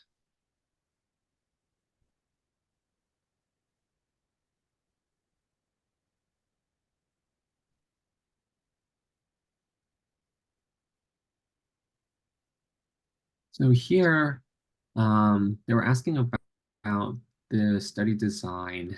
The alternate hypothesis of ORR is 30%. Megan's response was as such. Is this something we want to just write in our response to the reviewers, or should we write it into the manuscript?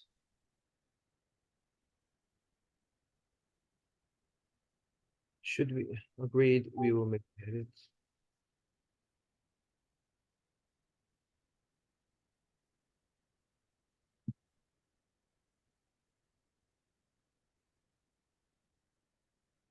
Oh, just answer. We don't have to write it. This is more politics.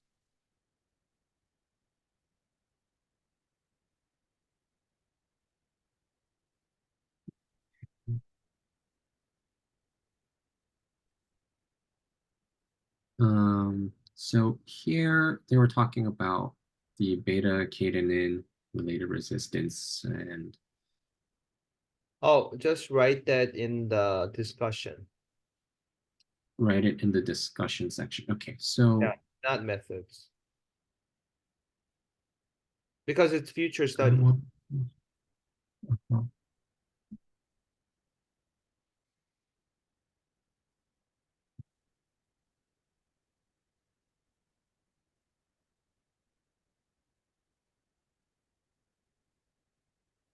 So this is the paper, and the place it would fit under, I thought, would be page 17.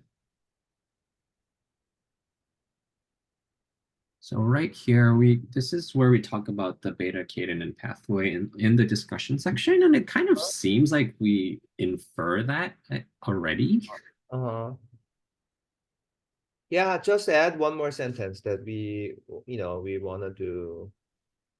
Yeah, something like whatever the reviewer will be happy with. Okay. Yeah. And in the reply, you say in the page discussion page, we added the below sentence in the discussion or something. Just make sure, yeah.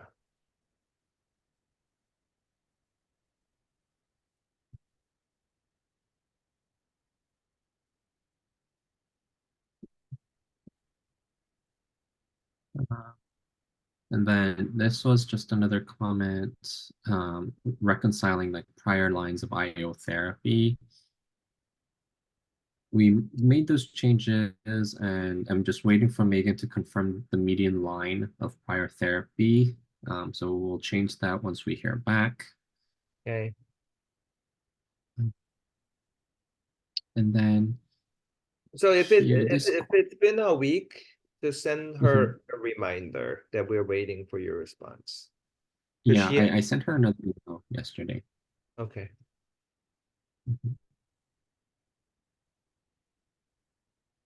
Here they were, talking about the neurogassistat and then the sorafenib.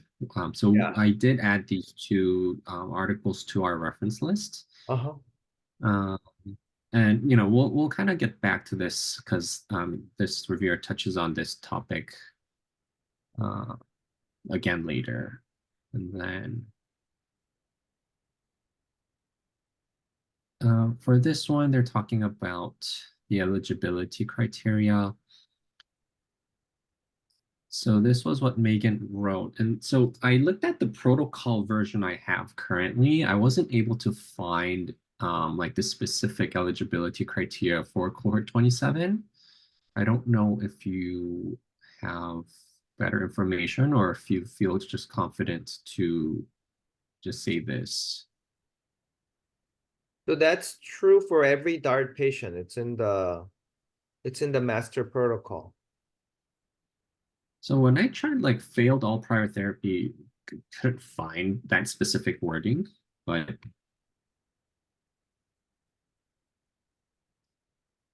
oh, I have the protocol. Yeah. Show me the protocol.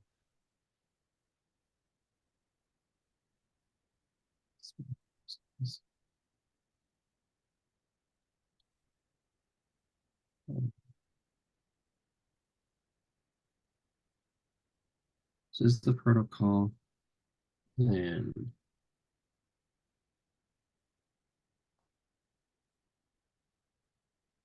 so like when I search failed or like nothing pops up for failed prior therapy. So just go to eligibility.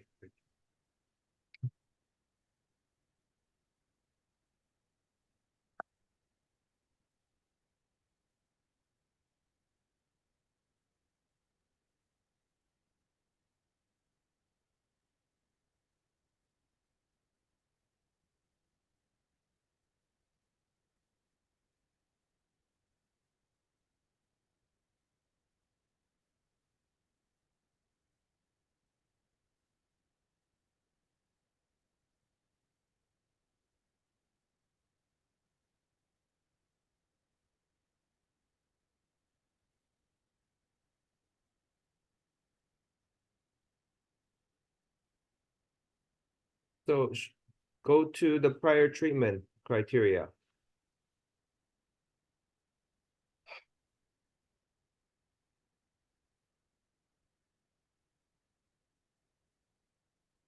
Here, Alright.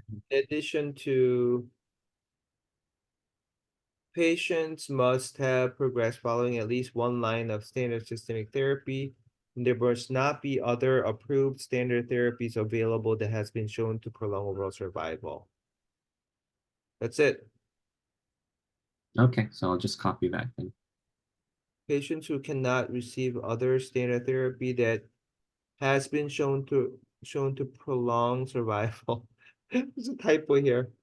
Due to medical issues will be eligible if other eligibility criteria are met.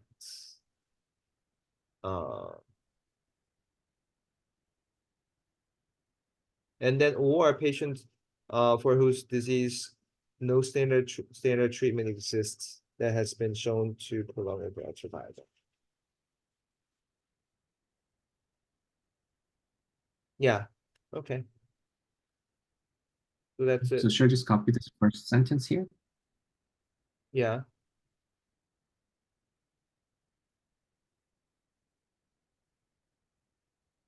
Okay. So when we were enrolling patients to this cohort like 3 years ago, those options were not available. Mhm. And should we write it in, we should write it in the method section as well as in our response to the reviewers, right? So their question is, how many patients received no prior therapy? So we're waiting for that information. So if they are considered, so first of all, did sorafenib increase overall survival or just PFS? Just Oh, PFS for now. I don't think the OS data has been read out yet. So one thing is sorafenib increased PFS, but we don't know OS, so we don't have official. The language is about a standard therapy that increased OS. Mhm. That's number one. Number two, we don't, if a patient has other conditions that the investigator thinks the other therapies are not not the right choice for the patient, meaning like if there's a they is not, or well, the language that the protocol used, that there's a other medical conditions that prohibits them from using what we call quote unquote standard therapy, then even if that option exists, then we can't go to that option for that medical issue, then you can still go for the clinical trial. That's number two. Mhm. And I don't know, I'm not the site investigator to know what those are, the thought processes are, but these are the language from the protocol. And according to this eligibility criteria, um, you could still enroll patients with no prior uh systemic therapy option, traditional therapy options based on the language that written on the protocol. Mhm. And how many actually got no therapy? Then we're waiting for that, right? We actually have that information. Oh, we do? Yeah. So here, well, prior systemic treatment, this is supplemental table 1 that we saw earlier. So there are 4 patients who had no prior therapy according to this. Okay, so we can tell them the reviewer that these are the numbers before, and we don't have a clear reason why the site investigators enroll these patients.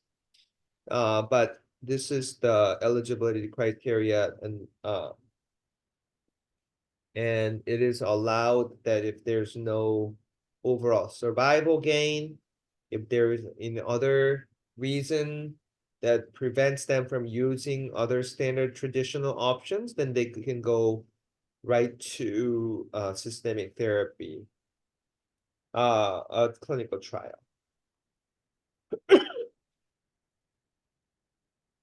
Okay.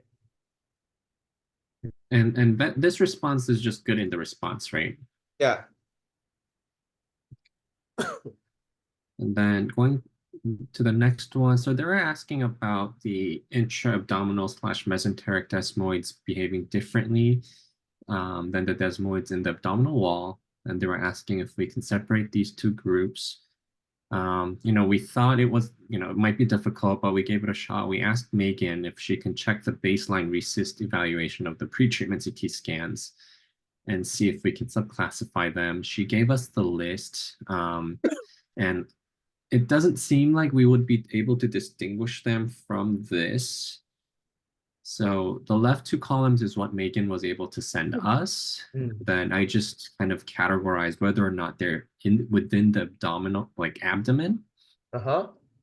But just from this, I don't think we would be able to distinguish mesenteric versus abdominal wall, is my opinion, but also wanted to confirm with you.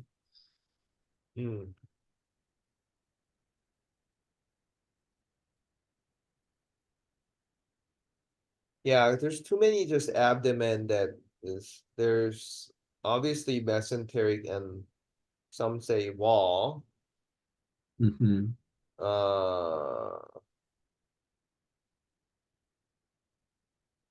Yeah, just say we tried, but we were not able to yeah, just say yeah. Okay.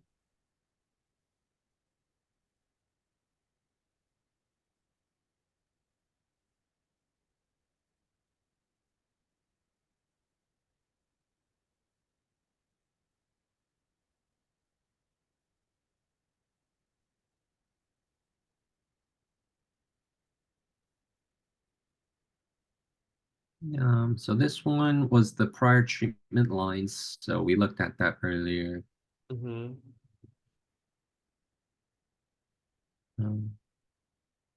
Oh, and then so this was the other one that I'm waiting for Megan on. This is the 3 patients that died without disease progression. We're just waiting for more information. So we'll wait for Megan to provide those.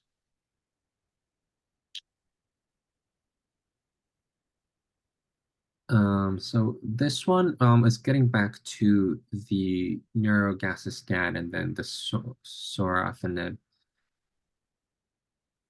So here, the first paragraph of discussion basically restating results. So I removed that. And it says the discussion should place the results in the context of the drugs that are usually used to treat patients. And also consider the response rate in context with the response rate of 20% for placebo in the trial for sorafenib and 8% for the neurogassistat.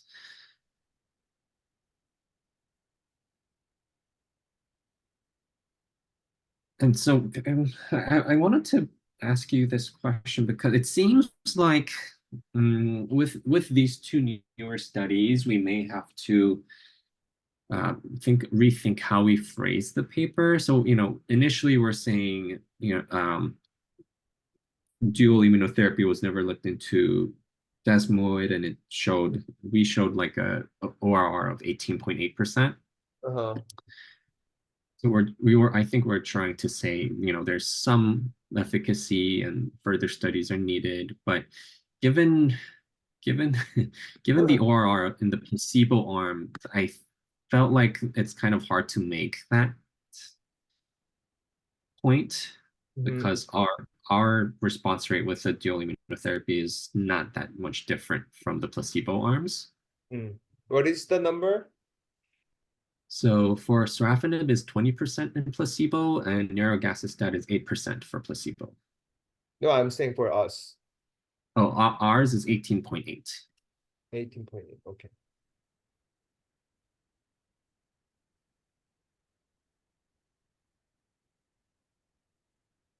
So I think what I said last time to you was euphemize everything. This is what we saw.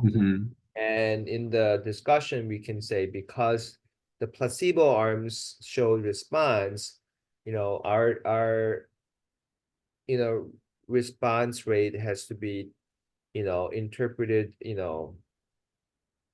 taking into those results into consideration or something, just understand that, just say that we're not saying this is the most effective treatment. Just Mhm. acknowledge everything that the editor says. That's Mhm. it. You don't have to do anything else. Just acknowledge that, write all that in the discussion so that we acknowledge the limitations. But at the same Mhm. time, response rate is response rate, but did that response last? Or is there a difference in the progression-free survival? Mhm.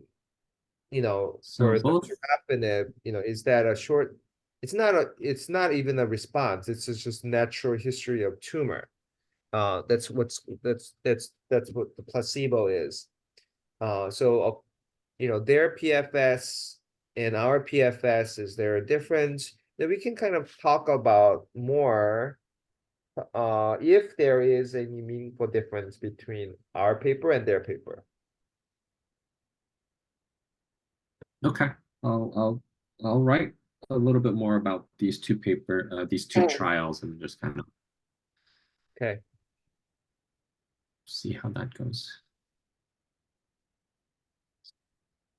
Um, okay, and then this comment, they were talking about the hormone-related effects, and especially the estrogen or sex hormone levels. So we asked about this to Megan.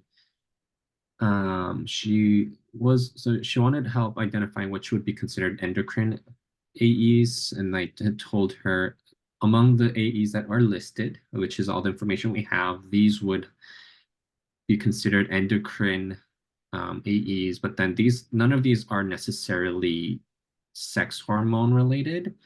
So just wanted to confirm with you if we should add anything further, or we should just say we don't have information.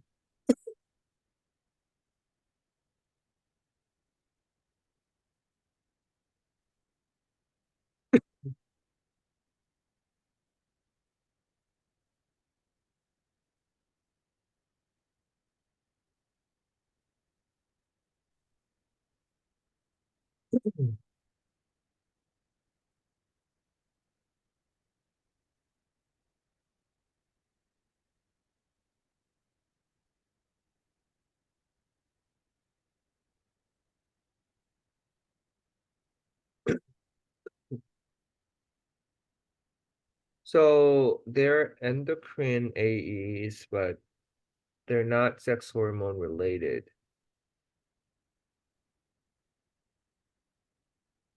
And I agree.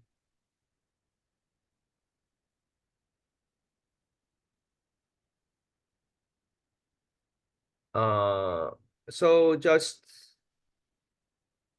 mm,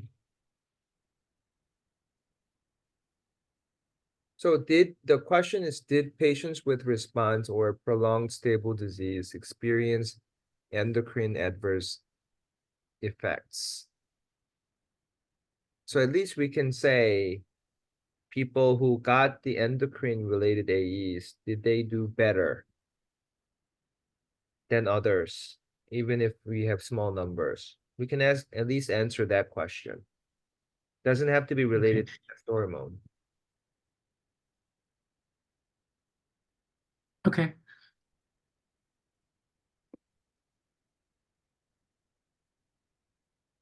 And if we find something interesting, then we can write that in the result toxicity section. You don't have to Okay. write anything about sex hormone here, but just the endocrine AE. Usually they do better than no AEs. Mhm. But let's see if that is seen in our group of patients. Mhm. So that's something you can ask. Yeah.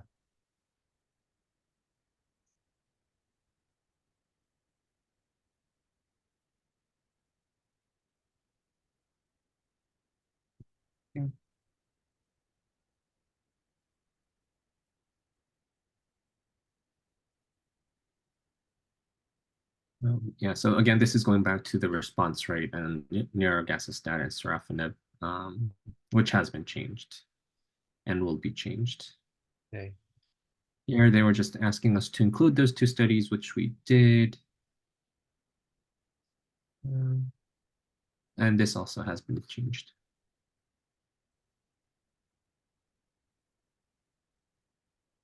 Okay. Okay, so those were all the questions and comments for this for now. So I'll wait for Megan's response on a couple of these and then bring the next version to you as soon as I can. Okay, very good. Good job. Yeah, this is not easy. So for you, we're doing this because clinical papers, how do you present clinical findings, clinical trial results? And how, what is the best way to write clinical paper? The reviewers' comments are precious. Sometimes they're nitpicky and they have their own agenda, but still we can learn. And this is how you learn to publish a paper. How do you respond to questions? And, how do you come up with the best solution? And, uh, you know, the Nivo EP for all rare tumors is the biggest project that we have, and that's our priority right now. So, okay. Next. Anything else, Liam? No, that's all for now. Okay. Is Dr. Wongi not here today? Yes, he has an interview for a job, like now. So he Oh, said he'll be able to come in. oh, okay.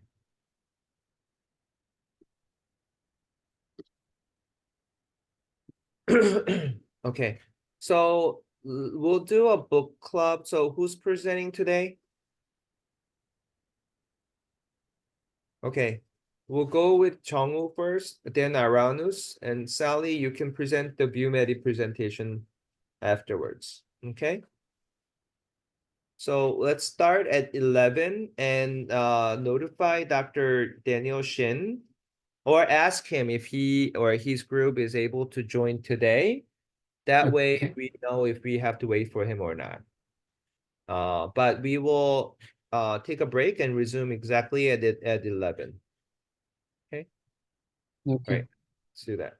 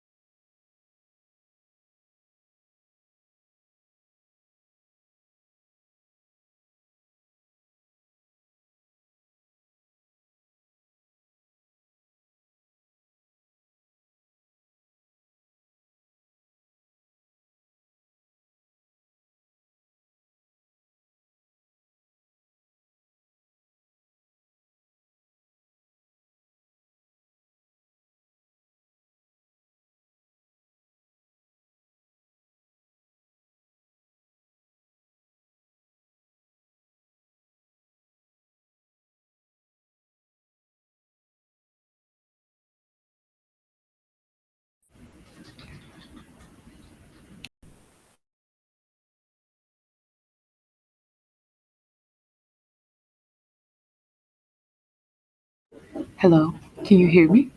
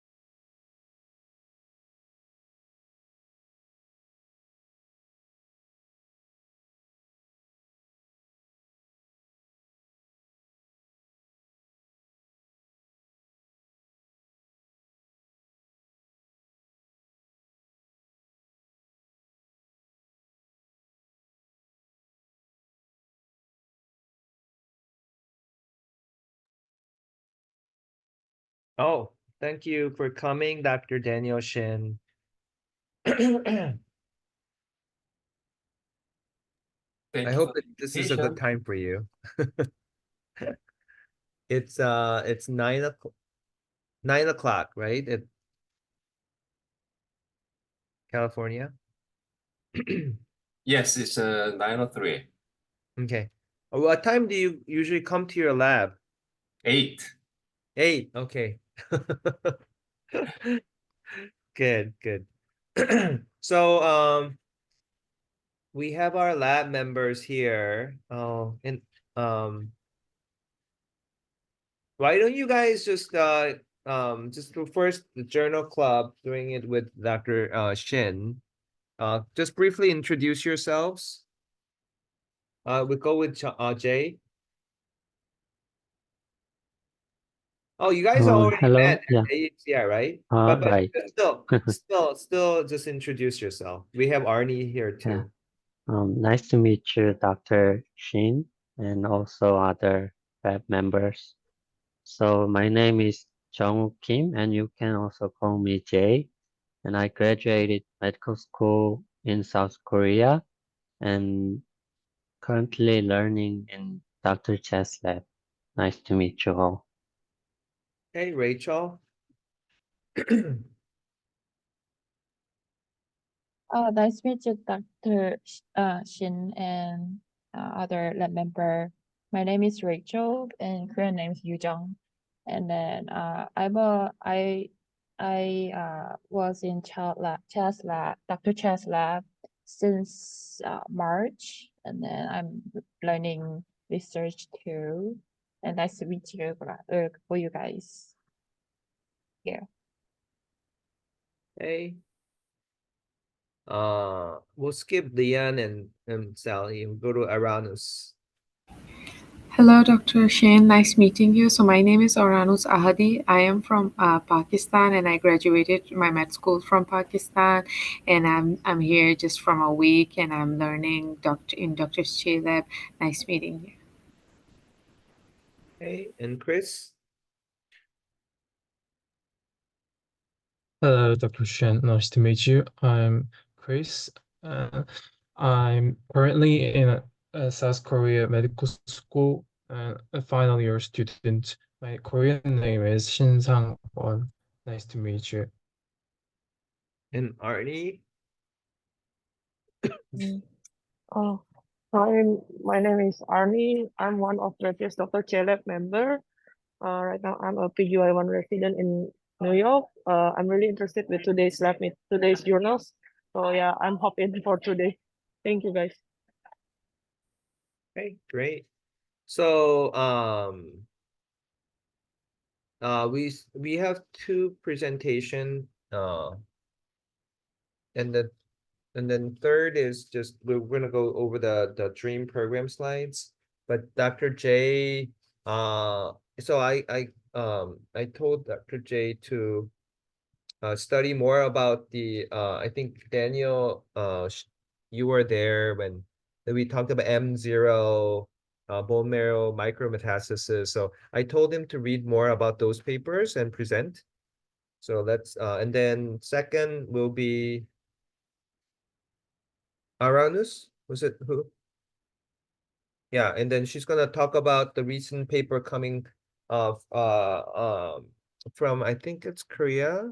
It's about the immune toxicity predictors. So yeah, we'll start with Che, and we'll try to limit like 10 minutes and 5 minute questions and answers. Yeah. So go ahead. Mm.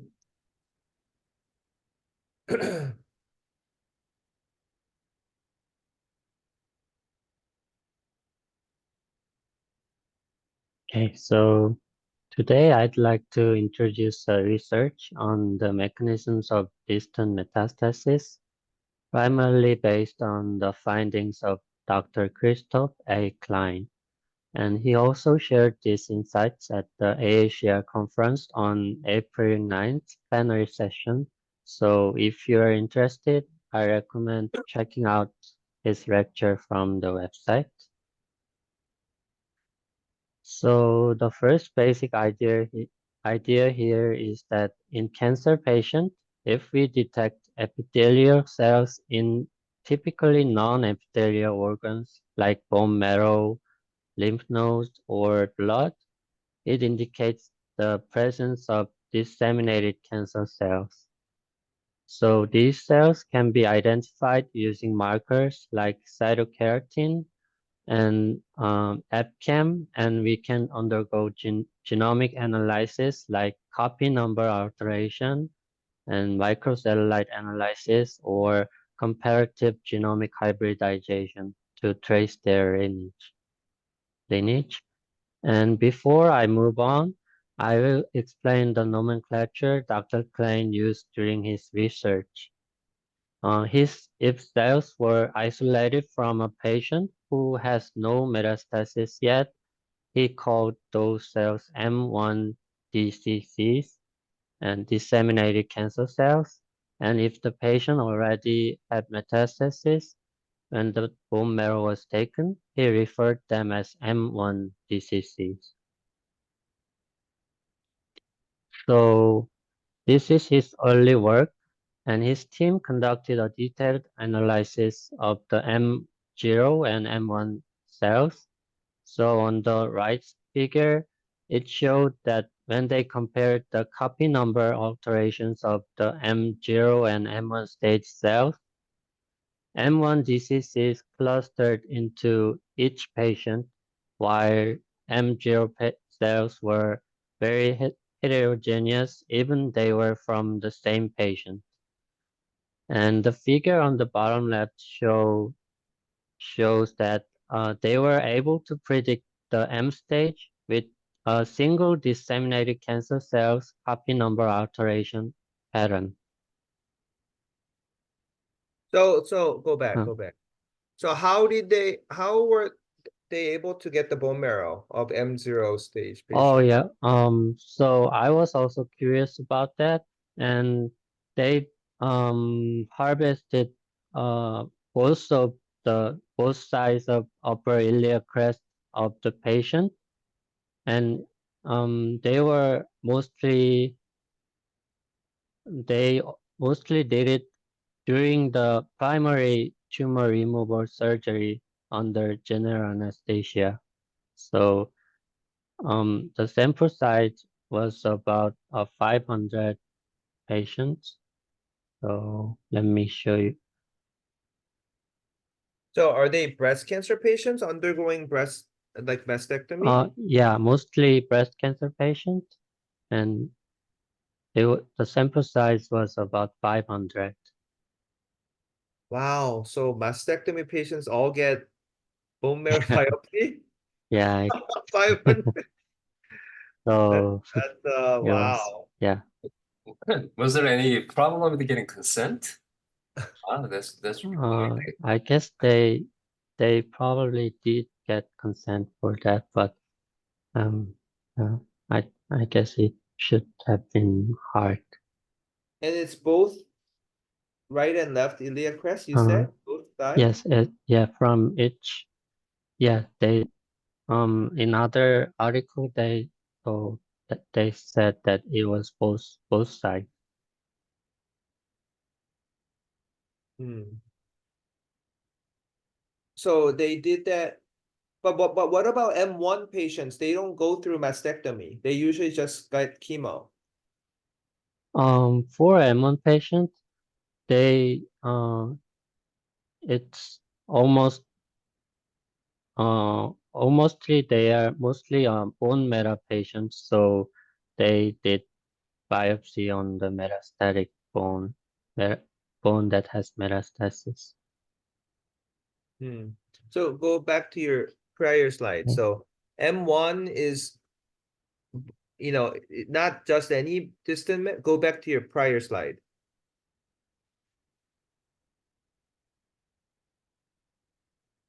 Can you go back? Oh, It's not moving. oh, yeah, Yeah. So yeah. here, M1 patient, the picture is any distant mets with the liver and brain and right? Yes. So they're not bone metastasis. There can be any metastasis, right? M1. Yeah, for patients that has metastasis, it was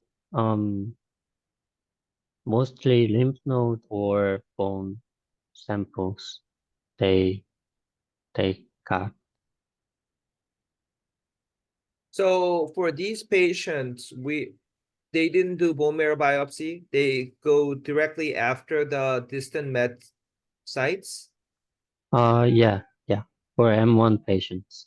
for M1 patient. Okay. Yeah. M0, everyone got bone marrow biopsy Yeah, during their surgery. during their surgery. But M1 is just distant mets biopsy, the tissue biopsy. Okay. Yes. Okay, now it's clear. Okay. So M1 did not get the bone marrow. I thought that everybody got the Yeah. bone marrow biopsy. Maybe I was wrong. It I thought it's similar to bone marrow biopsy because they did biopsy on the metastatic sites of their bone. So it's not similar. Bone marrow is Oh. you get the bone marrow, Mm-hmm. and when you have the bone metastasis, it's different. So, and then if you do the lineage analysis, like all these heat map analysis, it's going to be very different because they're not from bone marrow microenvironment. So that has to be clear. Yeah, I recheck it, but I from my study it was the bone biopsy from the metastatic Okay, bone site. okay. Yeah. Okay. So by the way, anybody ever witnessed the bone marrow biopsy procedure? How we do it? Yeah, I actually did it during my intern year in Okay. Korea. Yeah, it's not like simple procedure. It requires a lot of Yeah. information. So, and patient actually the first pull of the aspiration is really painful. Yeah, it's really painful. So yeah, so I'm surprised. Mastectomy, 500 patients got bone marrow biopsy. Yeah, Yeah. this is amazing. Okay. So they're different. I guess the point is they're different. And disseminate, expand clonally at metastatic manifestation. And if you just look at the copy number profile, you can say whether they're M1 or M0. Yes. Okay. And the blue label shows that the samples from the same patient got clustered together. So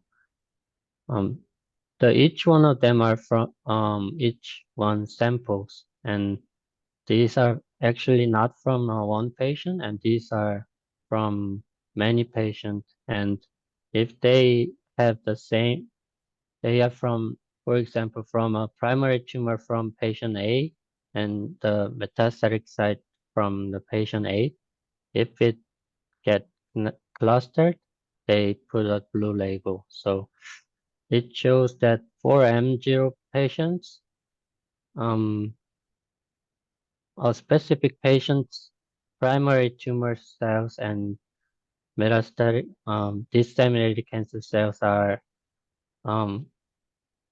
far that even they are clustered with different patient cells.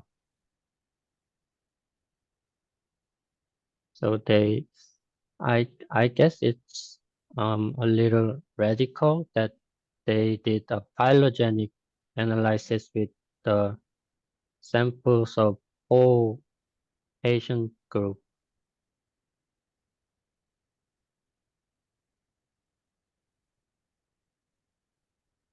Okay. So, and this graph on the upper side shows that larger tumors spread fewer cancer cells to lymph nodes and bone marrow. And he checked with the transgenic HER2 mouse model and noted that dissemination in the bone marrow actually took place before the mouse had a visible primary tumor. So the disseminated cancer cells even existed before the primary tumor even become visible. Go back. And Is that tumor in the distant site or this is the primary tumor? Meaning this is it is a the breast tumor or this is from the mouse model, and it was a HER2 tumor mouse model, and like for example, before 20 weeks, there were not even a primary tumor found in the mouse, but in their bone marrow, they already have a disseminated cancer cell. in the mouse model? So this Yeah. is like a sub-Q inoculation of cancer cells, probably. And before the primary tumor becomes visible, they go to bone marrow. Yeah, it's a HER2 Yeah. transgenic mouse. And same thing with melanoma. And yeah, this is for actual patients, and the presence of disseminated cancer cells hazard ratio was negatively correlated to their size of primary tumor. So when you say the transgenic mice, it is actually the endogenous model, not a subcutaneous model. I think we need to make it clear. So I don't know which model they used here. oh, they used the HER2 transgenic mouse. So they induced yeah. endogenously, right? Yes. But that's not the subcutaneous model then. Then is it so transgenic and they just develop HER2 cancer later in their life? Yeah, so usually transgenic mice means that they change the HER2 expression or mutate the HER2 by create recombinase selectively at the breast tissue. So conditional knockout or the conditional knocking mutation that causing the endogenous HER2 breast cancer, I believe. Yeah. So is that germline or is that breast Oh, it's tissue? conditional knockout based on the create recombinase expression. So conditional is somatic? Yes. And you inject it? So usually done by the create recombinase either for the lung cancer, actually it is inhalation, but the breast cancer probably just injected, I guess. Yeah. Okay. Because those they use the promoter only expressed in the breast tissue. Got it. So one here is I just want to understand 1 centimeter. If you diagnose tumor at 1 centimeter, the risk of seeding has already decreased tenfold. What does that mean? Yeah. So what this means is that if tumor size is for 10 example millimeter. 10 Yeah. millimeter, and even before that,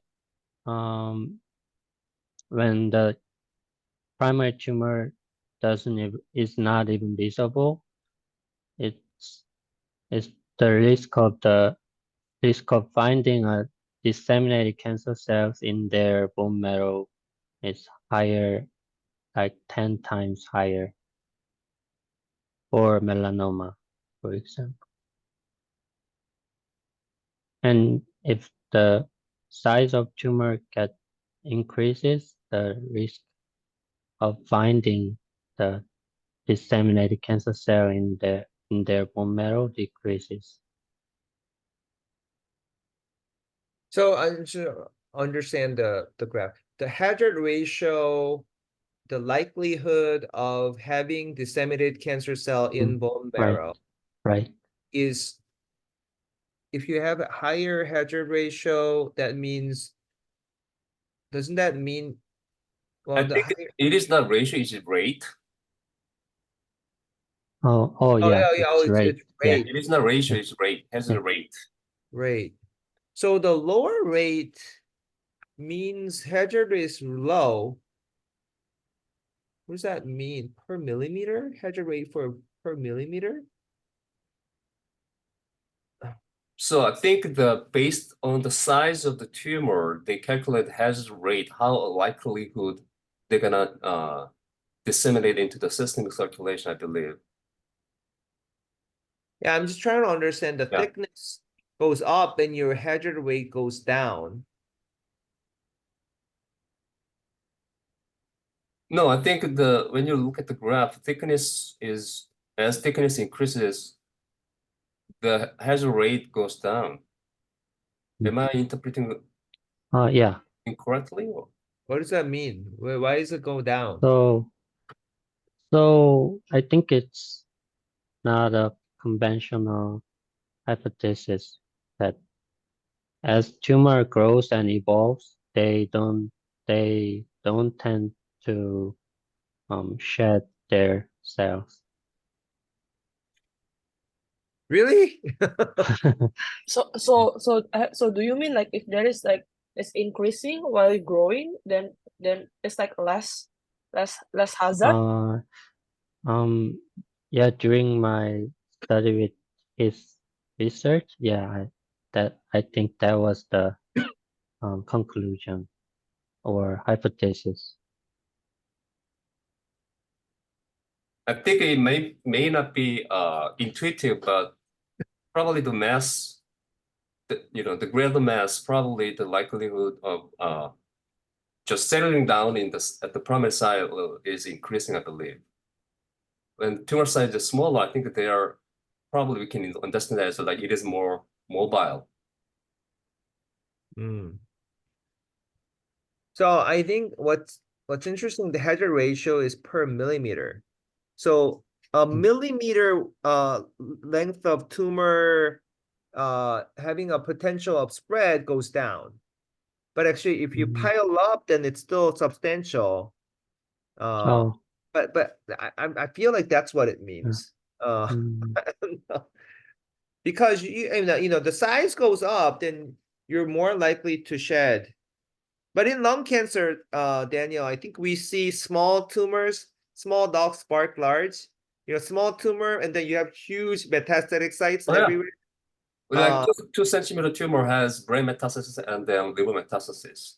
Yeah, and then we have 10 centimeter tumor, but no lymph node involvement. Just a large primary tumor, that's it. Yeah, we see that all the time. Maybe that's what this is trying to say. Yeah. But this is not a hypothetical graph. This was generated by 1,000 cases of melanoma in disseminated cells in lymph node. So yeah, this is quite interesting. Okay. Yeah, this is really counterintuitive. Okay. Let's next.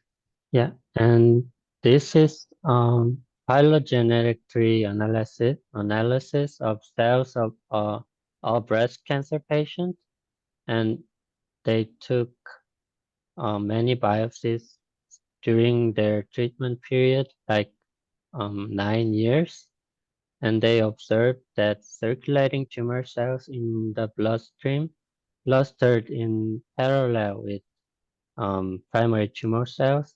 And if you see the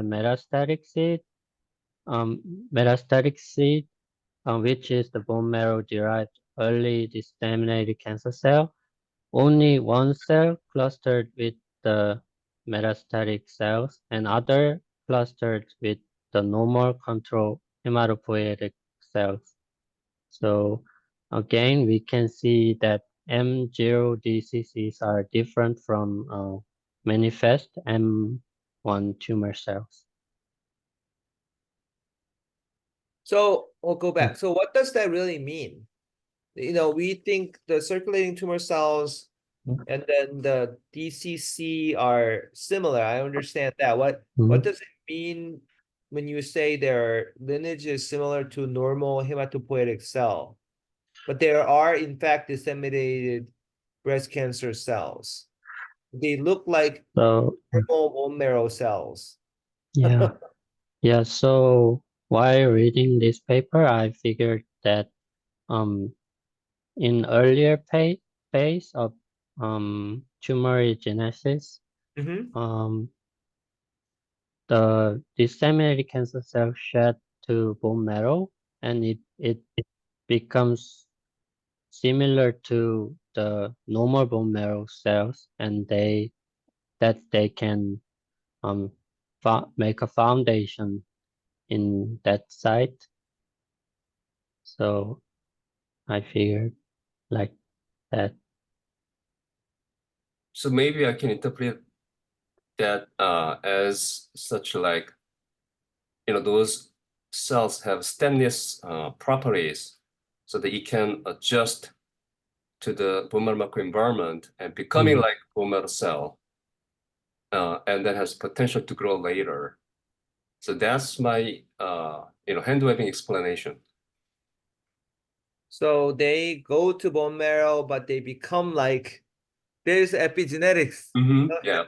They become like, and they just live 7 years Yeah. like bone marrow cells. But they're in fact Yes. cancer cells. Maybe that's how they were able to escape immune surveillance. That's Getting true. the Yeah. bone marrow properties, cells properties. And later they turn back. Well, I don't know if they turn back or not, but they are still cancer cells. Yeah, so the cancer stem cell research and then dormancy has a lot of overlapping areas with epigenetics. So very interesting area. But they start as breast cancer cell, but then when they go to bone marrow, they become like hematopoietic cells. So it again reflects their stemness properties. It's really important to recognize it. So they're cancer stem cells. But I guess the stem cell, but the fact that they were able to identify them is still through the CK and EChem. They still have it, but then the rest of it, CK EChem is not property of hematopoietic cells.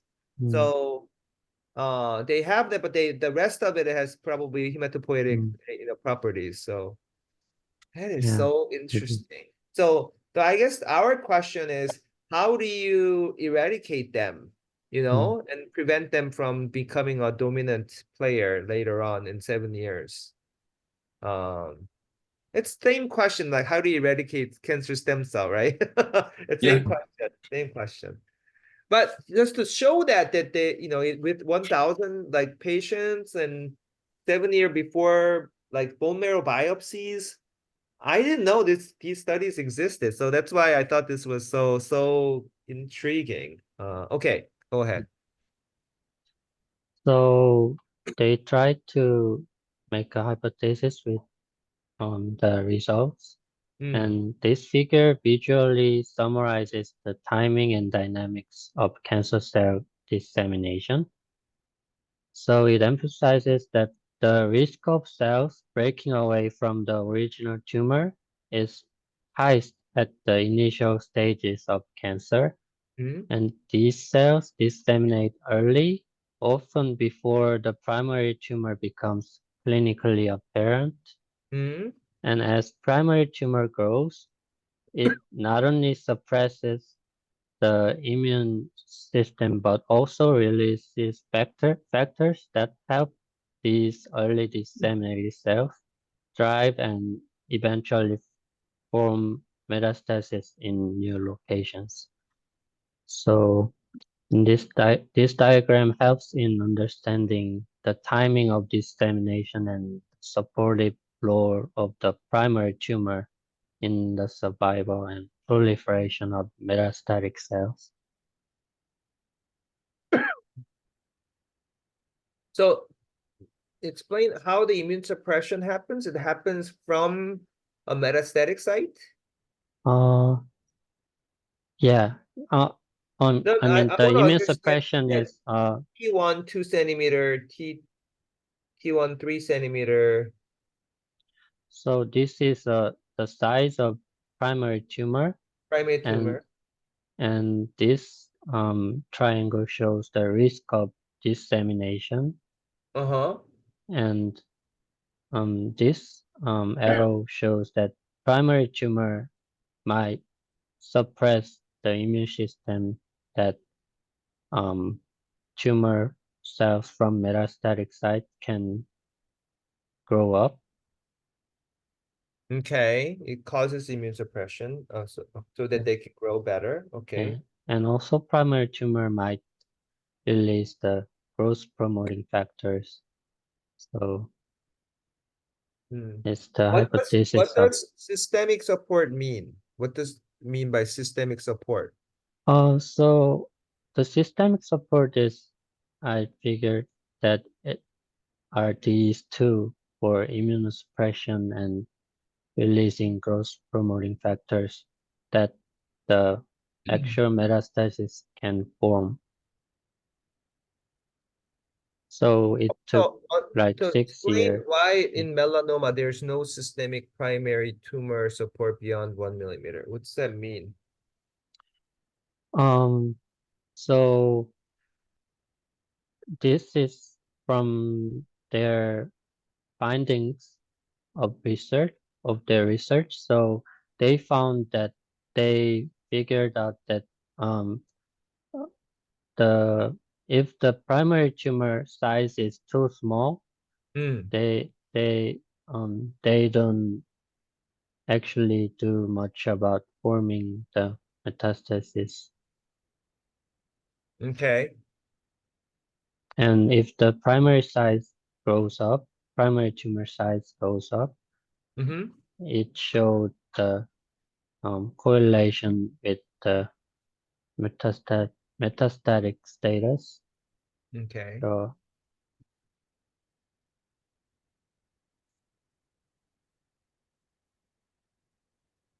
So that's the triple negative breast cancer, and hormone positive is 6 years of primary tumor support, happening from 2 centimeter tumor. It's making metastatic tumor grow. Non-small cell, it's more 3 centimeter, 6 year systemic primary support makes cancer, the metastatic cancer grow better. Interesting.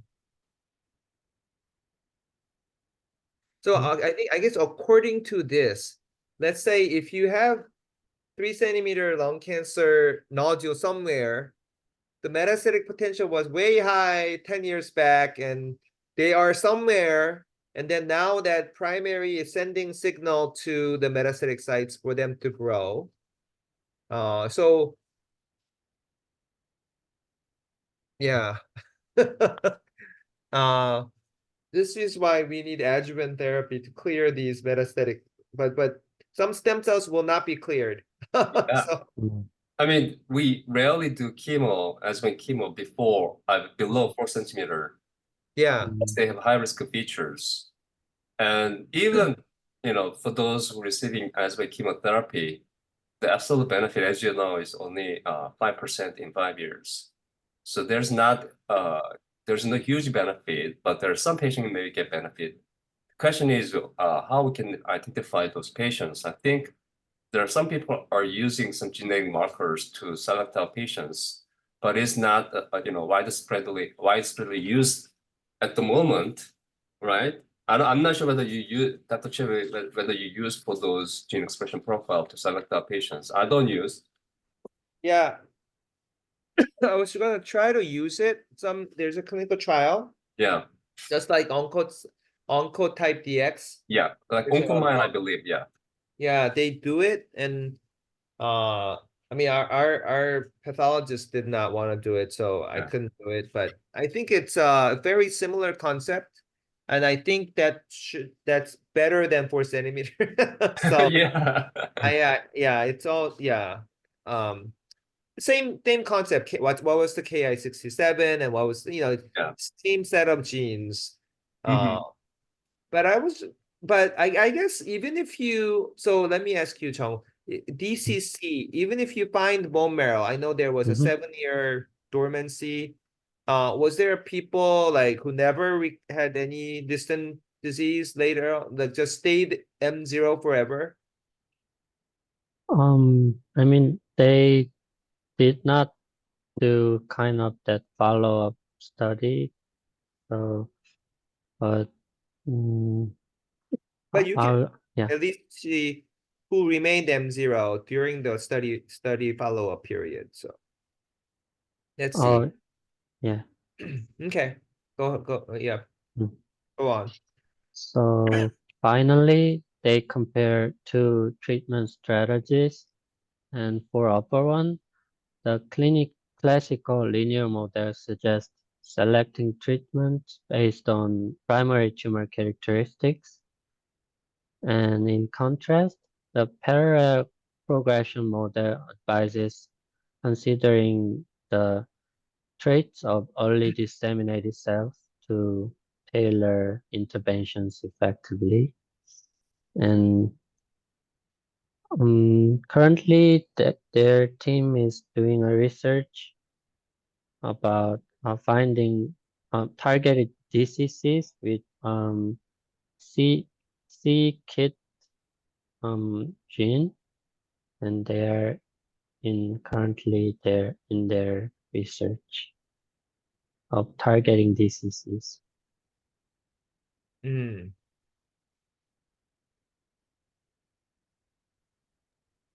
Yeah, I mean this is all conceptual. Yeah, okay.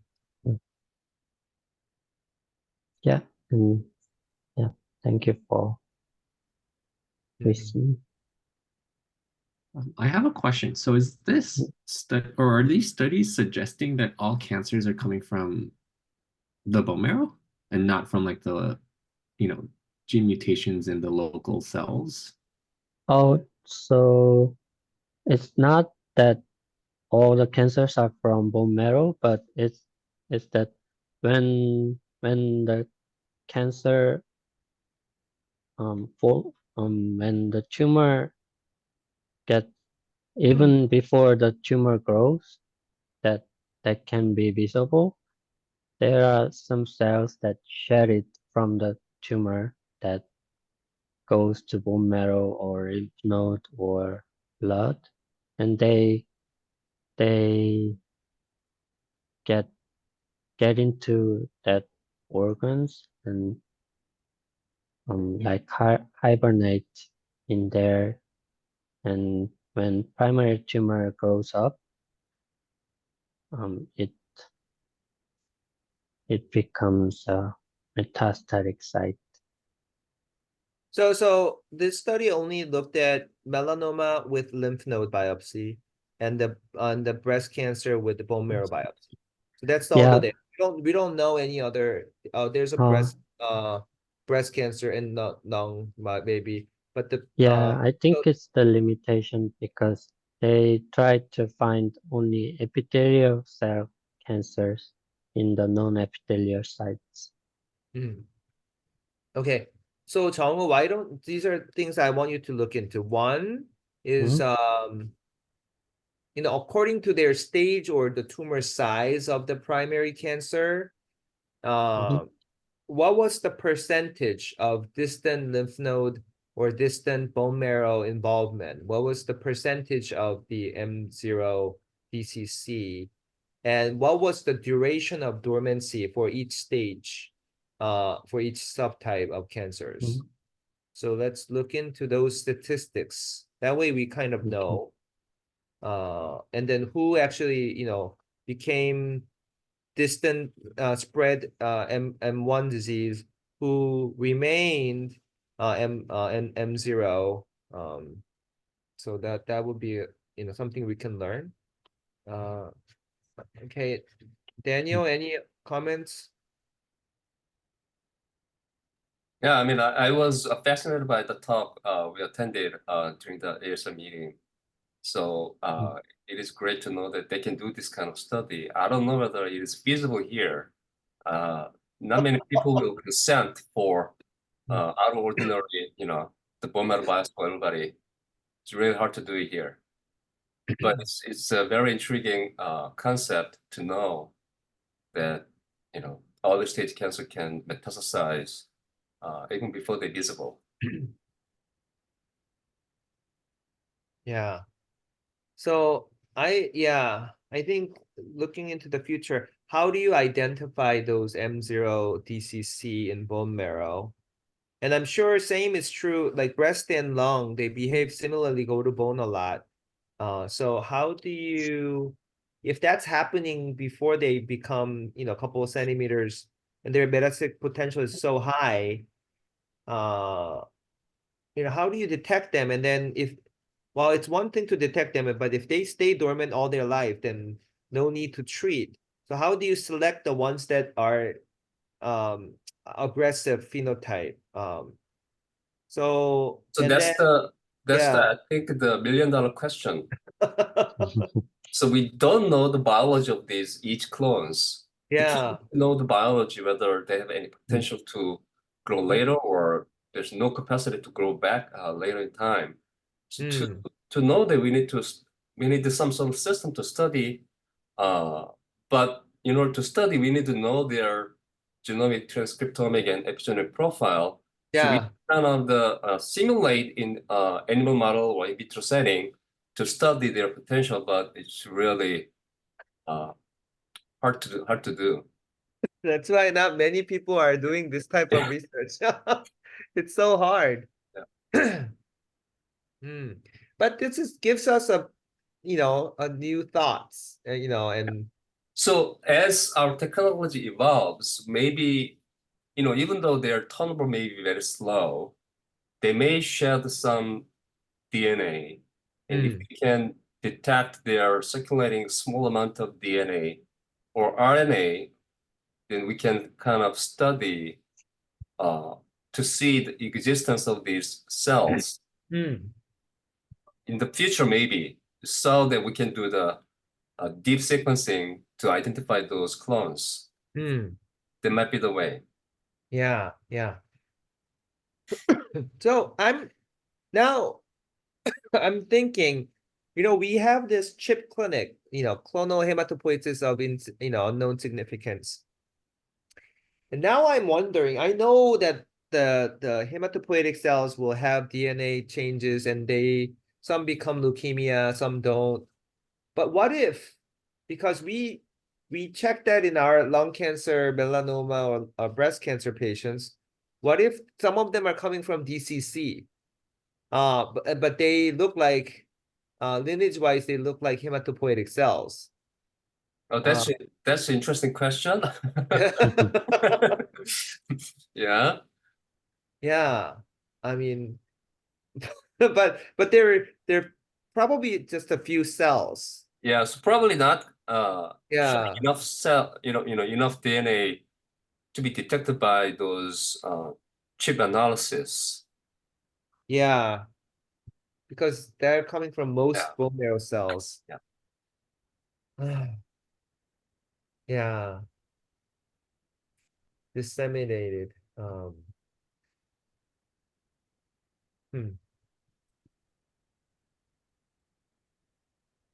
Well, actually, so I guess the other point is as primary tumor gets larger, they secrete all these cytokines that will suppress immune milieu in the bone marrow and lymph nodes so that their metastatic seeds can now blossom. You know, the seed is there, can't grow because of our functioning immune surveillance, but at least the seed is there and they are like chameleon. They hide looking like bone marrow cells. And then it is possible that some cells go in and out of the primary site. Hmm. And this, educate those cells in the, metastatic site. Hmm. It's very interesting. They can in and Yeah. out. In and out. Yeah. Like the burger. In and out. In and out. Yeah. They educate. Yeah. I can see that happening.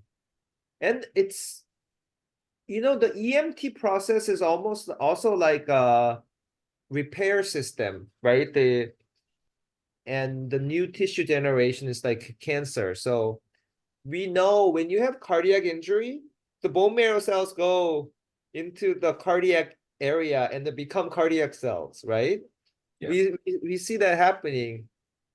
So there's something about bone marrow that it kind of trains. Maybe the bone marrow cells are training cancer cells to be more adaptive. So actually, yeah. So Yeah. that's what M2 macrophage is doing. They Hmm. assist the cancer cell to detach from the primary side and then go into the bloodstream. Travel Hmm. together, actually. I'll travel together, Yeah. M2. Yeah. So M2 is like, it's like a bone marrow cell. It's like, Yeah. it's training cancer cells to become versatile, like a spy. Uh our human body is so complex that it's beyond our imagination always. Um, yeah, but I guess we have to keep thinking about what we can do and what are the good questions that can arise from this. Um, but like you said, Daniel, like coming up with a good model to prove anything Yeah. is so hard. It's really hard. Yeah. Yeah, because it's like a needle in the haystack. Yeah, it's, we're not dealing with a huge tumor here, so. Mm, mm. So because bone marrow cells have so many of these things, that's why I'm also interested in when we do blood transfusion or, these DCCs are there and they will be transmitted through Oh, blood yeah. The transfusion. Yeah. transfusion is really risky thing. Yeah. We got to be careful. Yeah. Yeah, because it's under immune surveillance. That's why they're quiet, but they go to a different recipient and they are in a different, environment. They can prosper there. Okay, a lot of good thoughts, but let's go to the second paper, Iranus. We have only 10 minutes.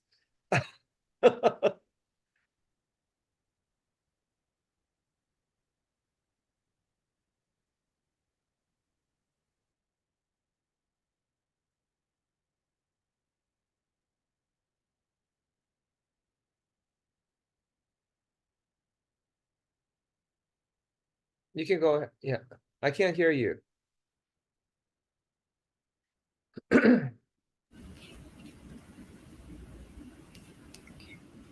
So can you hear me now? Yeah. Okay, so my topic for today is prediction about this paper, and the topic of the paper was prediction of effectiveness and toxicities of immune checkpoint inhibitor using real world patient data. And it was done, it was like a collaboration between Vanderbilt University Medical Center and GE Healthcare. So the purpose So of this this was a article is JCO. Was it a JCO paper? Or GE Healthcare. a JCO?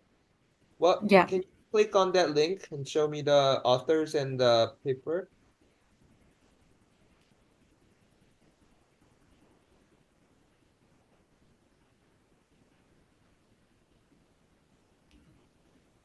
Do you Can have you the see it? no? Oh, I think you have to share the screen. okay.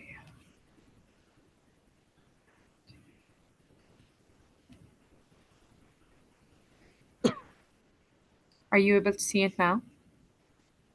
Yeah, go to the top. Oh, it's JCO Clinical Cancer Informatics. Okay. Yeah. And this is yeah, okay.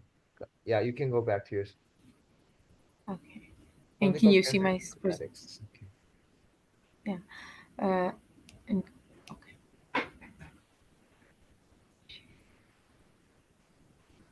Go back to your slides. Yeah.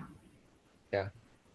Okay, so this is the topic, and then the purpose of this article was that immune check inhibitor, although they have very good outcomes in most of the clinical trials, but they also have some life-threatening immune toxicities.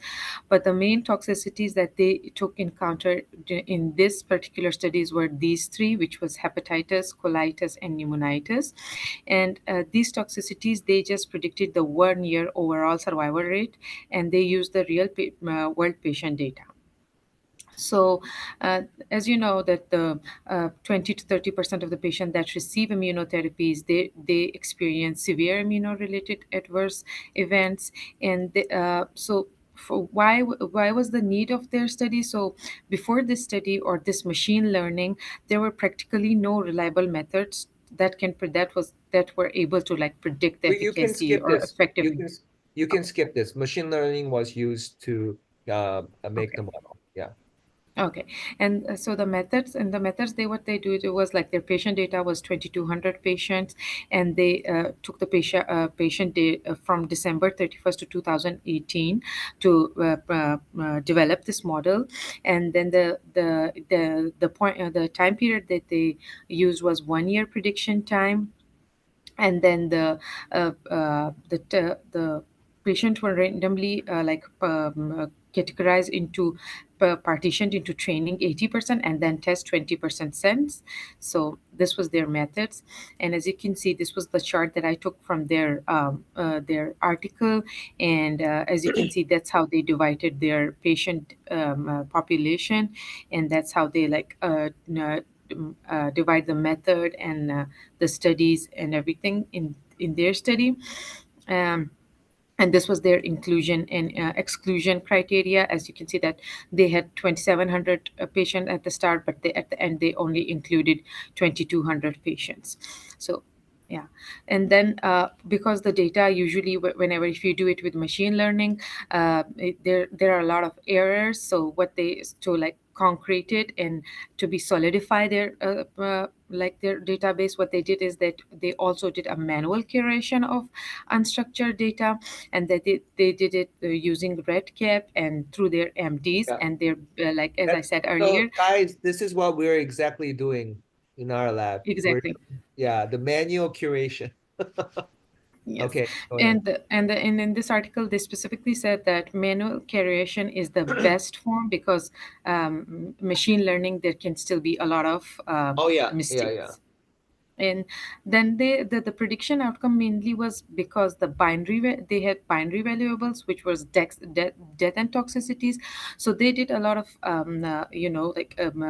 comparison, because there were a lot of repetitions, so that they thought that what are we like, because the colitis, like for example in colitis, it was restricted to only like there were a lot of repetition for words like diarrhea, whether we include diarrhea, whether we include anything related to that. So what they did was that they had like a standardized criteria for these three specific aminotoxicities. And then this was the model that they used in their study. And in this model, you can see that these they had the 1 year, and then they what they included and how they included, and if there was any reputation, and how they would like differentiate it. And then the results. Six were the main things about this study, or articles, which I thought were really important. So the first thing was, this is just that the study population was 22-30 patients, and they received PDL1 treatments, and they used various metrics, and Okay, you can skip this. okay. And then this is the table for 1 year survival year, and uh, this is the next table, I'll go which back. shows the results. So colitis 1 year, there's different drugs, different.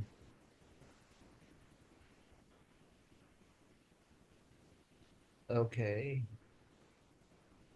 Okay, so this is a chart, you know, yeah, you extract the data. Okay, go ahead. And then this was each of the models. Okay. Yeah.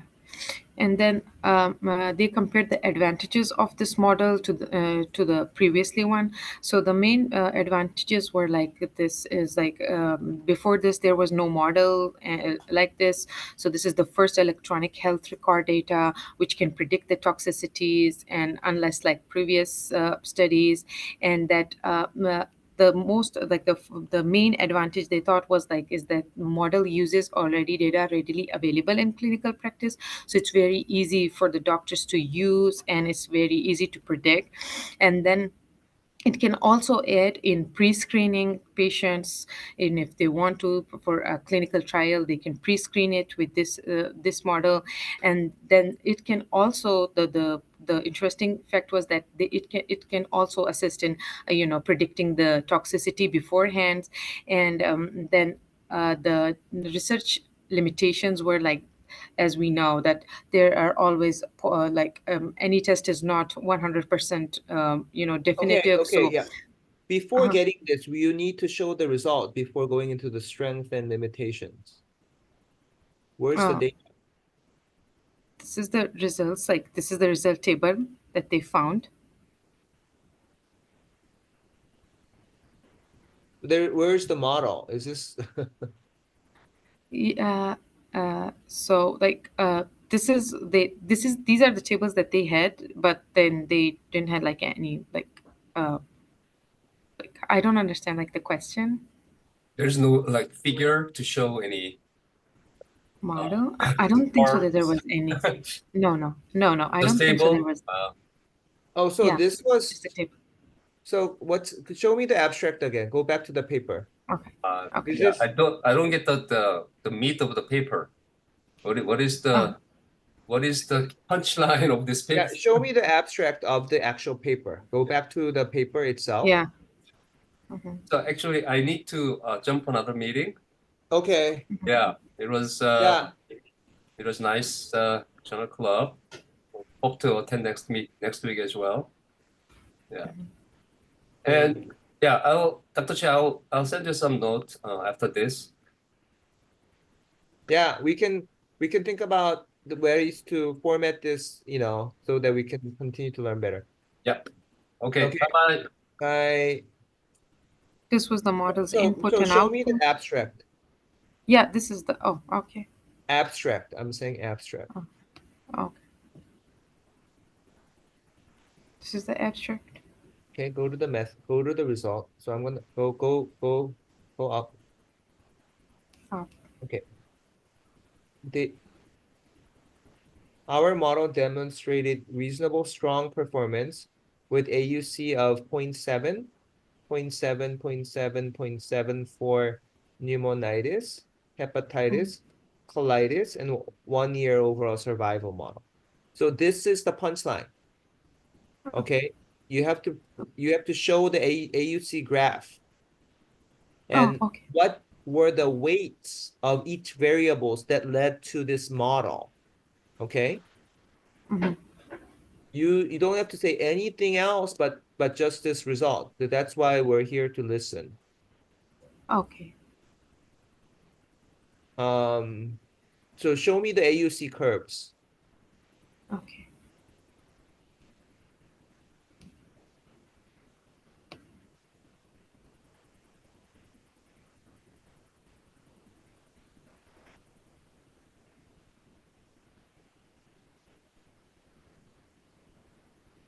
So expand that table.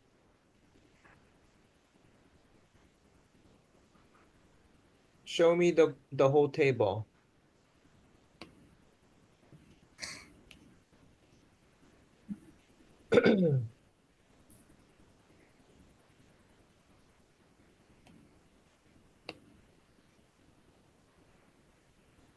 I think that's it. Can This you is how it goes. download or can you? Oh, yeah, I have it downloaded. Okay, Uh-huh. let's do it for the next lab meeting. Read this Okay. paper, understand what the AUC curve is, understand how you come Mhm. up with a model and how Mhm. the model weighs each different variables and how you Mhm. present these models. I don't think you did the right thing here. You Mhm. have to understand how to present prediction model, Okay. and really learn how to critically read these papers first. Okay. Yes. Uh, so that's exactly what we do in radiomics. How do you come up with the AUC curve?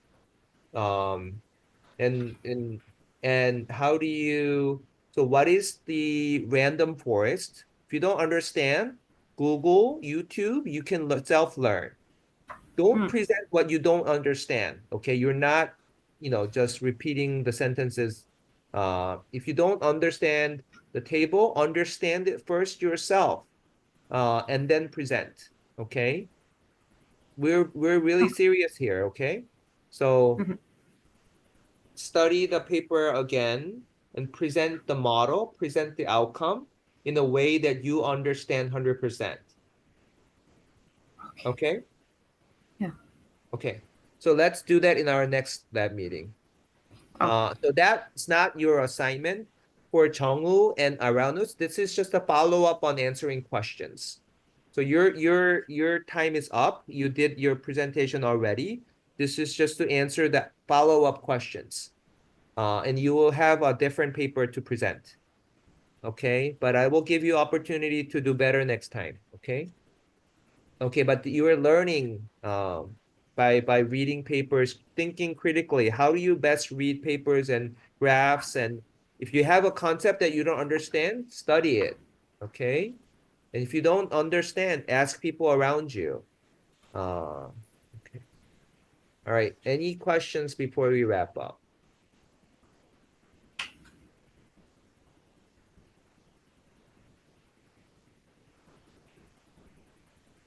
Okay, so we'll wrap up here.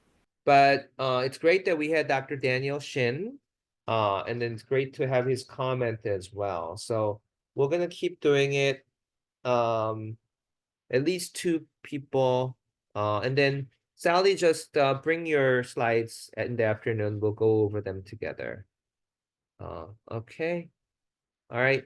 Thanks for joining, Chris and Arnie. We appreciate your attendance and we'll see you guys again.